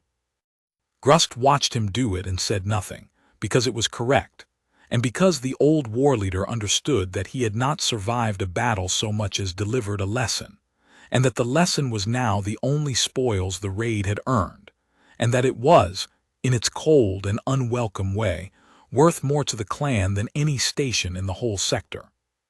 By the time the ninth Talon reached home, that log had already propagated to 4 allied warbands through the clan relay, and by the time the allied warbands passed it on, the Shepherd of Meridian had a name in the dark that she would never hear and never know she carried, and it spread through the raiding clans that season the way her name spread through the academy that night quietly, cadet to cadet, warband to warband, a thing learned once and never unlearned, on both sides of a war that had that day discovered what it was actually fighting. In the medbay, Myra Solveig woke a little before the station's simulated dawn. She woke the way she did everything without ceremony, her eyes opened.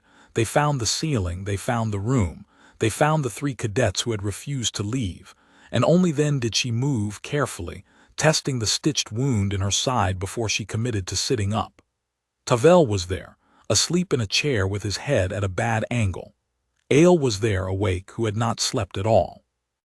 And in the far bunk, propped up and pale and very much alive, was Cadet Iam of Squad 3, whose chest a surgeon had clamped in time, who had woken an hour before her and asked, first thing, about the one who had held the door and had been told. "You're awake," Ale said quietly. Myra looked at the tube in her arm and the monitor and the stitched side, and did the same fast flat reading she gave everything. Kidney. Clipped, they saved it, cracked rib, you lost a lot of blood. Ale's voice was careful. The surgeon said you'll be off active for 6 weeks. He also said he's never seen anyone lose that much and keep giving orders, and he said it like a complaint.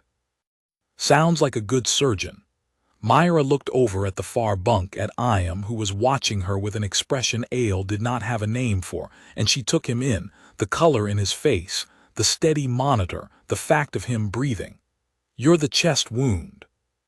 I am," the cadet in the far bunk said. His voice was thin, but it was there.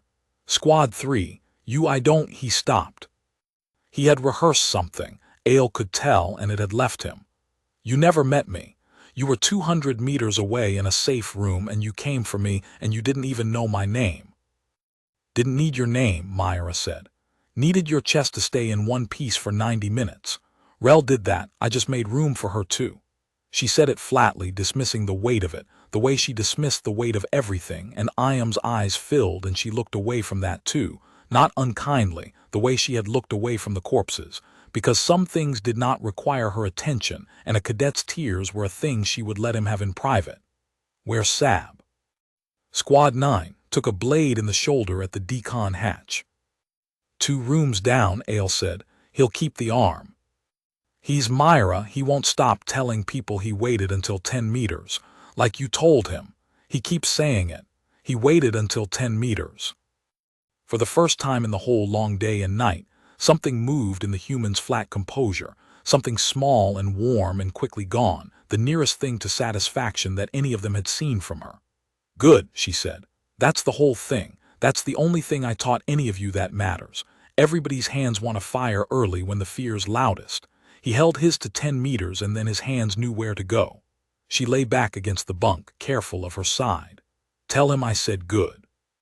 Tell him I said it exactly, that he did the thing right, because he's going to spend the rest of his life not sure whether he did, and he did." Ale said he would tell him.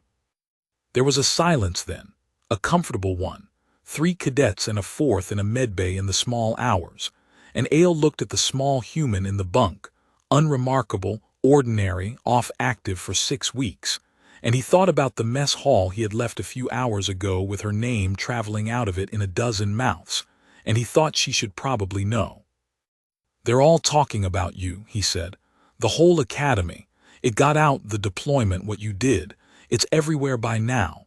2nd and 3rd cohort, the instructors, everyone. By tomorrow there won't be a cadet on this station who doesn't know your name." He watched her face for what that would do to it, the fear or the pride or the discomfort, and found none of them. "Does that, I don't know, does that bother you?"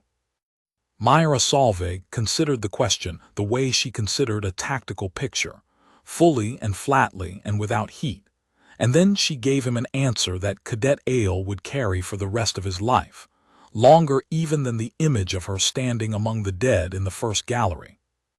"On my world," she said, "you don't want your name known. A known name means you did something loud, and loud means you spent more than you had to, and the ones who spend more than they have to don't get old. The best of us die with no name at all because they solved the problem so quietly nobody knew there was one." She looked at the ceiling. "So no, it doesn't bother me that they know my name. It bothers me a little that I earned it. It means I was louder than I should have been. It means the problem got bigger than it had to before I solved it." A pause. "But the boy in the far bunk is breathing, and Sab kept his arm, and your whole squad's asleep in their own bunks tonight instead of cooling on that station. So it was worth being loud this once." She closed her eyes. "Just this once. Don't make a habit of needing me to be loud, Ale. Learn to be quiet, all of you. That's the actual lesson, not the throat shot." The quiet. Warden Instructor Oshu came to see her in the morning, alone, and he came because he owed her a thing that could not be put in a report. He had voted against seating her. He had said it aloud in the board 2 years ago, and he had said it privately to himself many times since. And now he stood in the doorway of a medbay recovery room with a cup of the bitter Celani root tea in each hand, one for him and one for a human he was not sure could even drink it. And he found the small speech he had prepared dissolving before he could deliver it. "You watched all of it," Myra said before he could start. It was not an accusation. She was sitting up now, the color back in her face, and she looked at him with the flat attention she gave everything. "On the safety feed. You had a feed the whole time." "I had a feed the whole time." Oshu came in and set the tea on the bedside shelf, both cups, and did not sit. "I couldn't talk to you for 3 hours. I couldn't do anything but watch. It is the worst thing I have done in 31 years of instruction, watching that and being able to do nothing, and I want you to know I know it was the worst thing." He stopped. "That isn't what I came to say." "I know what you came to say." Myra picked up one of the cups, sniffed it, and to his surprise drank from it without flinching. "You voted against me. It's in the board record, the vote's not sealed. I read it my first year. I've known for 2 years that the instructor riding my deployments didn't want me here." Oshu was quiet for a moment. "Then you've known all this time and you never." "Why would I? You were doing your job. You looked at a Sable Registry flag and a girl who kept losing sparring bouts to Ale, and you thought the Academy had let in a superstition and given it a bunk. That was a reasonable thing to think. I spent 2 years being exactly the person who made it reasonable." She drank again. "I wasn't hiding. There was just nothing here that needed the other thing. You don't draw a blade to open your mail. So you got 2 years of the mail opener, and you concluded sensibly that that's what I was." "And yesterday," Oshu said. "Yesterday there was something that needed the blade." She set the cup down.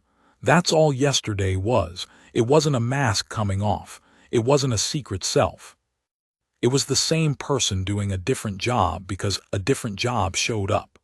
The girl who lost to Ale and the one on that catwalk are the same girl.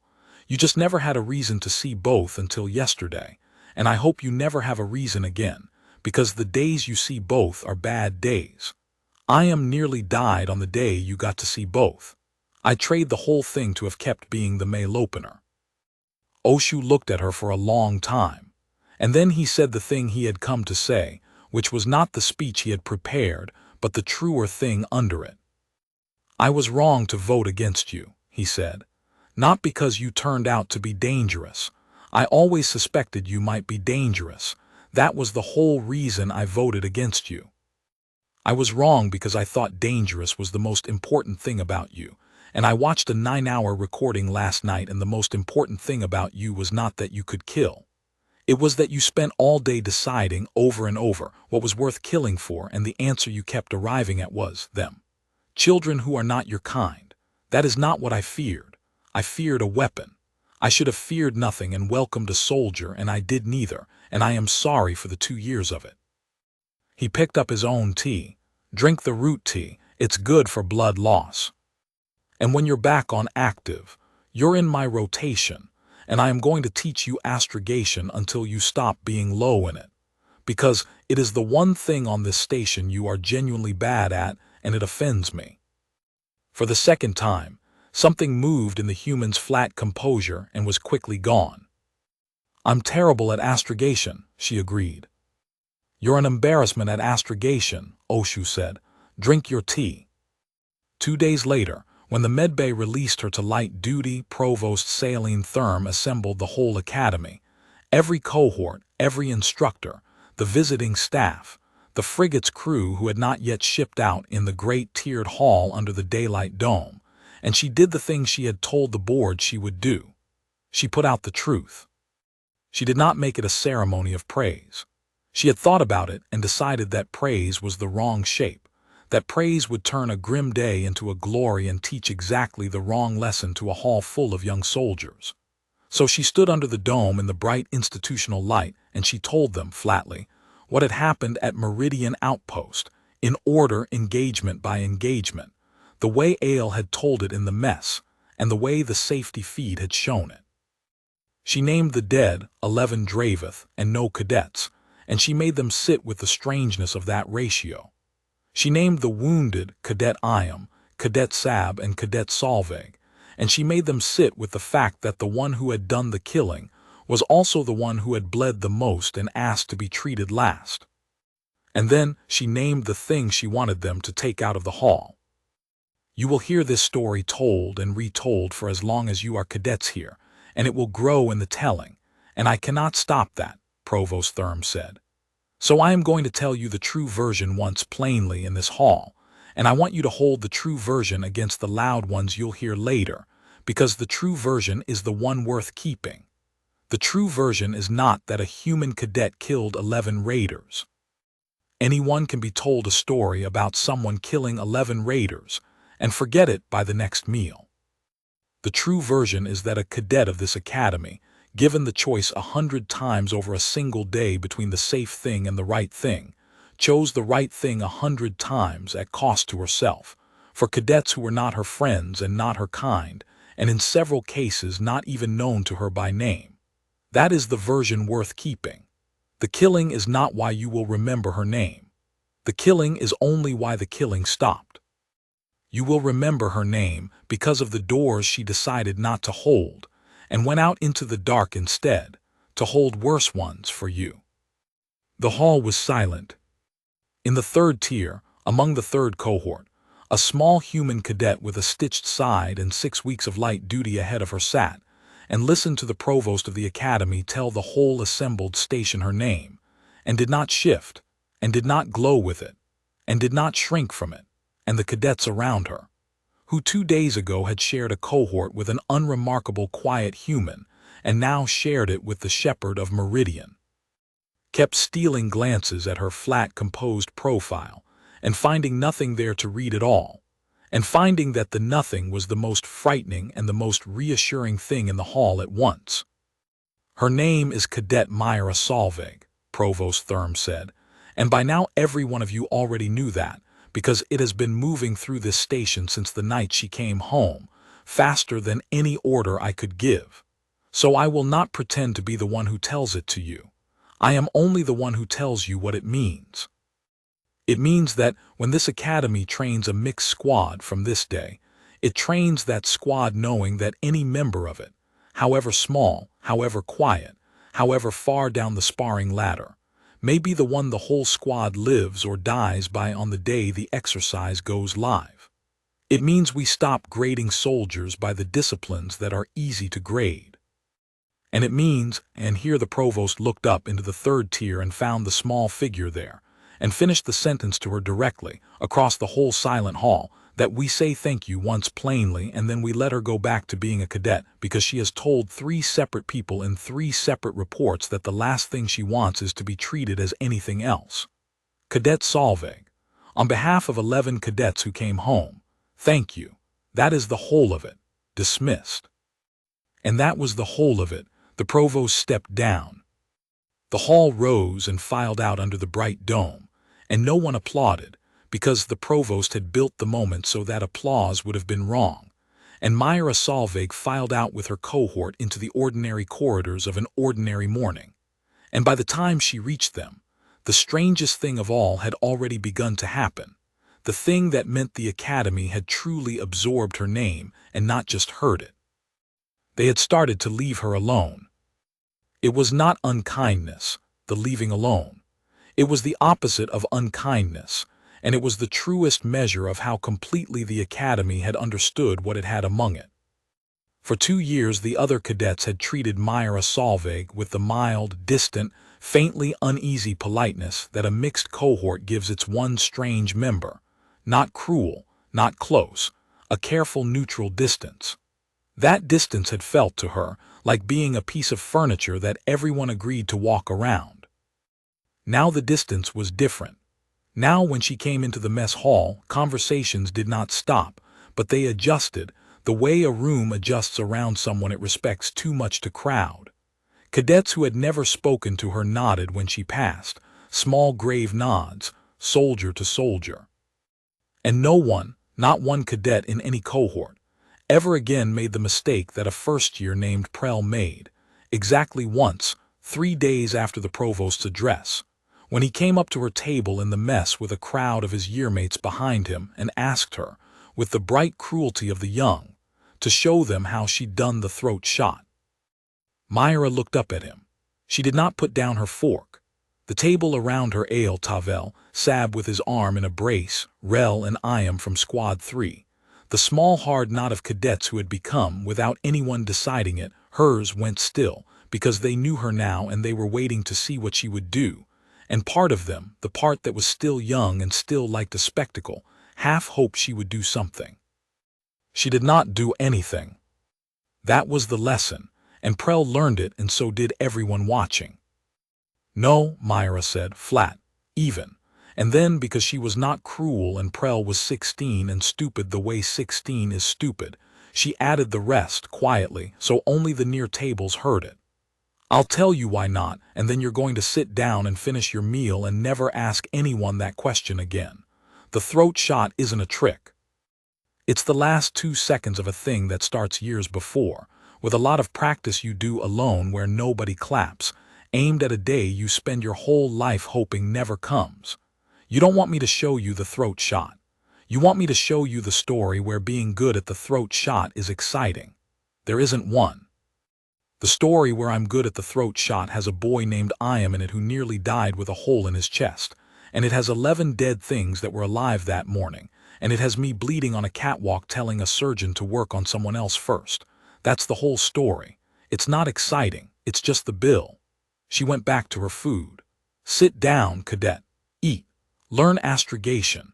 Be so good at the quiet things that nobody ever needs you to be good at the loud one. That's the only lesson I have, and I'm giving it to you for free. Prel sat down. Prel, in fact, went on to become an astrogation instructor of some renown, and told that story to his own cadets for 30 years, and always ended it the same way. She gave me the only lesson she had for free, and I was too young to know it was the most valuable thing anyone ever said to me, and it took me a decade to understand she'd been kind to me, not hard. Instructor Kel Asan took longer to come around than the cadets did, because Asan was not 16 and stupid. Asan was 50 and afraid, and fear in a grown soldier is a more stubborn thing than cruelty in a young one. He had said in the board that they had admitted a weapon. He had not taken it back. And when the rotation put Cadet Solveig into his close-quarters doctrine class 3 weeks into her light duty, he found that he did not know how to teach her, because everything he taught was a thing she had already done for real. At a level he had only ever theorized, and a man cannot easily stand in front of a room and instruct the one student who has done the thing he is describing, and never will. He got through it by being honest, in the end, which is the only way anyone ever gets through anything with a human. He stopped her after the 3rd class when the room had cleared, and he said stiffly, "You make me uncomfortable, cadet. I want to say that plainly, soldier to soldier, because you'll have read it off me anyway, and I'd rather not have it be a thing we both pretend isn't there. I stood in a board and called you a weapon. I watched the feed and I was afraid, and I am still afraid, and I don't know how to teach a doctrine class to someone who has forgotten more about the real thing than I've ever known." Myra considered him with the flat attention. "You're afraid of me." "Yes." "Good," she said, and Asan blinked. "That's the correct response. Everyone who watched that feed and isn't afraid of me wasn't paying attention. Ail's afraid of me. Oshu's afraid of me. The provost is afraid of me, and she's the one who fought to seat me, and she's right to be afraid, and she seated me anyway, and that's what courage actually is, being afraid of the right things and doing the necessary thing regardless." She shouldered her kit. "You don't have to teach me the real thing, instructor. I've got the real thing. Teach me your thing. Teach me the doctrine, the clean version, the theory, the way you teach anyone, because here's what you don't understand about what I did at Meridian. Half of it was your doctrine. The door in the plenum was your close-quarters doctrine, the funnel, the choke point, the body and the mouth of the pipe. I didn't invent that. You taught it to me in this room. I just had a day where I needed it and the will to use it cold." She headed for the door. "So don't be afraid you have nothing to teach me. You already taught me the thing that held that door. Teach me the next thing. I'll need it too someday. I always do." Kel Asan stood in his empty classroom for a while after she left, and then he went back to teaching. And he was, his cadets would say for the rest of his career, never quite the same instructor again, harder and clearer, and much less patient with the cadets who treated the doctrine as an abstraction, because he had been told to his face by the one cadet who would know that the abstraction was the thing that held the door, and he never forgot it. The seasons turned, the way they turn at an academy, and a new intake came, and the new intake did not know Myra Solveig, and that was how she learned the name had become something larger than herself.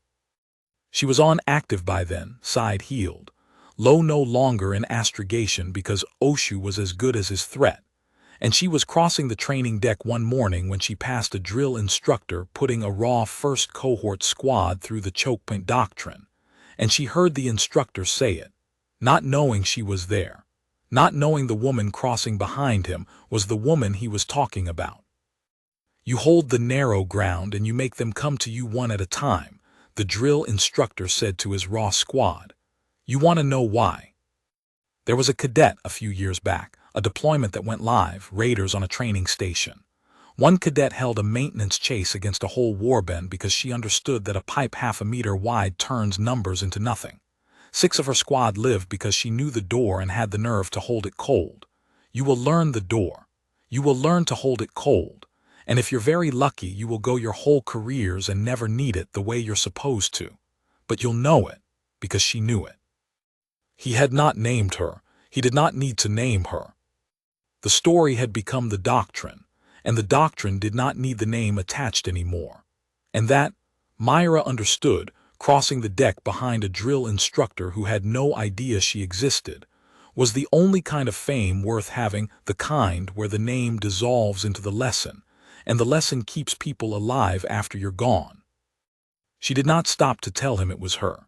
She crossed the deck and went to her class, quiet, ordinary, unremarkable to look at, a small human with a faint scar under her ribs and a low profile, and a name she had spent years trying to make small again, and she let the story stay a story, because a story that held a door was worth more than a woman taking a bow.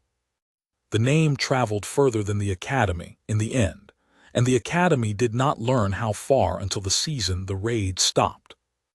It began as a statistic in an intelligence briefing, the kind of thing that gets read out flat and passed over, and Provost Therm almost passed over it before she understood what she was looking at. Raider activity against compact training stations in the Meridian sector had fallen to nothing across 3 quarters. Not reduced. Nothing. The picket outposts, the decommissioned mining stations, the soft, undefended teaching grounds that had for decades been the raiding clan's easiest and most contemptible targets.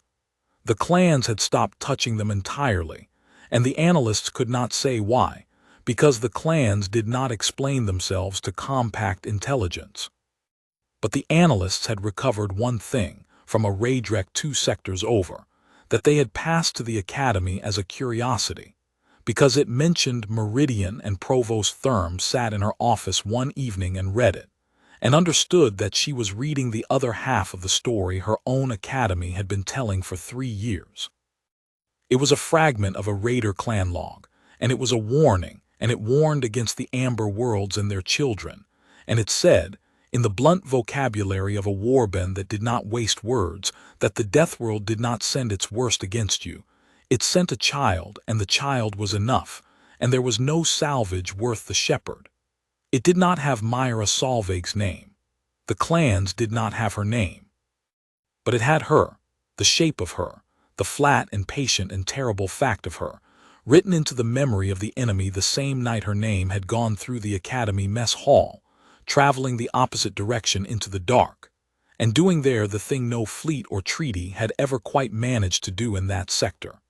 It made the raiders decide on their own, for their own cold reasons, that the academy's children were not worth the price of the one who might be among them. She had defended the sector's training stations for a decade without firing another shot, simply by having once been enough. Provost Therm did not tell her. She thought about it for a long time and decided against it, because she had come to understand the cadet well enough to know what the knowledge would do to her, that Myra Solveig would hear that her one loud day had bought a decade of quiet ones, and would file it flatly, as a good trade, and think no more of it. And the provost found that she wanted, selfishly, to be the one who carried the weight of it instead, the knowledge of exactly how much a single small soldier had been worth. So she sealed the fragment in the academy's own archive, next to the safety feed from Meridian, the 2 halves of the same night, the name going out in both directions at once, and she let the cadet go on being a cadet. On the 3rd anniversary of Meridian, the small hard knot of them gathered, the way they had gathered every year since, without ceremony, in a corner of the mess hall in the evening after the day's duties were done. They had scattered somewhat by then, the way cohorts scatter. Ale had made lieutenant and led a real patrol squadron now, and was good at it, and told his own cadets the door doctrine cold. Sab had recovered full use of the arm and had gone into field medicine, of all things, because a human had once made him the squad medic on the grounds that being bad at a thing was the best reason to learn it fast, and he had learned it, and become the best of his year. Tavel had stayed close to the academy, on the instruction track, and had started, quietly, telling the true version of Meridian to the cadets who asked, because someone had to keep the true version alive against the loud ones. Rel and Iam had graduated together and shipped out together and written back together, and Iam's letters always asked after the one who had come 200 meters through the dark for a cadet whose name she had not known. And Myra Solveig sat among them on the 3rd anniversary, a graduated officer now herself, bound for a posting she had requested precisely because it was quiet and unglamorous and far from anywhere a name was worth having. And she let them tell the story one more time, the way they told it every year, and she corrected the numbers when they grew, the way she corrected them every year. No, 9 across the whole day, not 20. No, I was scared the entire time. No, the wafer was Ale's idea. I only ate it 3 years later. And she let them have the evening, because the evening was not about her. It had never been about her. It was about 11 cadets who had come home, and she had learned that the thing they needed most from her, on the anniversary of the worst day of their young lives, was to sit among them, ordinary, small, alive, and be the proof that the door had held. To the door, Ale said, that 3rd year, raising the bitter root tea, because none of them drank anything stronger on this night. To the door, they said. Myra raised her cup with them, and drank, and said nothing, because there was nothing to add, and because she had spent 3 years teaching these people that the quiet things were the ones that mattered, and she was not about to spoil the lesson with a speech. Later that night, when the mess had emptied and the others had drifted off to their bunks and their postings and their lives, she stayed a while longer alone at the table, under the great dome where the daylight had gone soft and gold and then blue with the station's simulated evening, and she looked at nothing in particular, and she thought, the way she rarely let herself think, for more than the 2 or 3 sentences she allowed anything, about the day the name had come. It had taken 1 afternoon. That was the part that still sat oddly with her 3 years on. 2 years of quiet, of being the mail opener, of losing to ale and folding wafer wrappers into small squares and being furniture that everyone walked around, and then 1 afternoon, 1 live deployment, 1 first kill in a loading gallery and 8 more after it. And by the time the daylight dome had cycled to evening that same day, the whole academy had known her name, and no amount of quiet in the years since had ever fully made it small again. 1 afternoon had spent 2 years of carefully built anonymity, and the strange cold arithmetic she had run on the catwalk with a hole in her side still came out the same every time she checked it. Worth it. 11 names against her 1. A decade of quiet stations against a single loud day. The bill was steep and she had paid it, and the thing it bought was still, 3 years later, breathing in bunks across the fleet, and that was the whole of the account, and it balanced. She finished the root tea. She stood, careful still, out of old habit, of the faint scar under her ribs that ached when the station ran its air cold. And she took the cup to the cleaning rack and set it where it went, not because anyone would grade her on it, but because that was where it went. The same small, ordinary rightness she had carried into a loading gallery 3 years before and had never once set down, not through 9 kills, not through a slug round, not through a name that had outrun her across half a sector in a single night. The academy slept around her, cohort on cohort of young soldiers who would mostly, if the galaxy was kind and the doors held, go their whole careers without ever needing to be enough the way she had been enough. That was the point of all of it. That was the only point there had ever been. You learned the loud thing so thoroughly and so quietly that you spent your whole life never having to use it, and if you were unlucky, and the exercise went live, and there was nothing between 11 children and the dark but you, then you used it, once, cold, and you paid the bill, and you let them give you a name for it, and then you spent the rest of your life trying to be quiet enough that you never earned another one. Myra Solveig walked out of the empty mess hall into the dim evening corridors of the academy that had learned her name in a single afternoon and never forgotten it, and she went to her bunk, and she slept, small and ordinary and entirely at peace, the way the truly dangerous sleep, lightly, and without dreams and ready and hoping, more than anyone in the whole sleeping station, never to be needed loud again.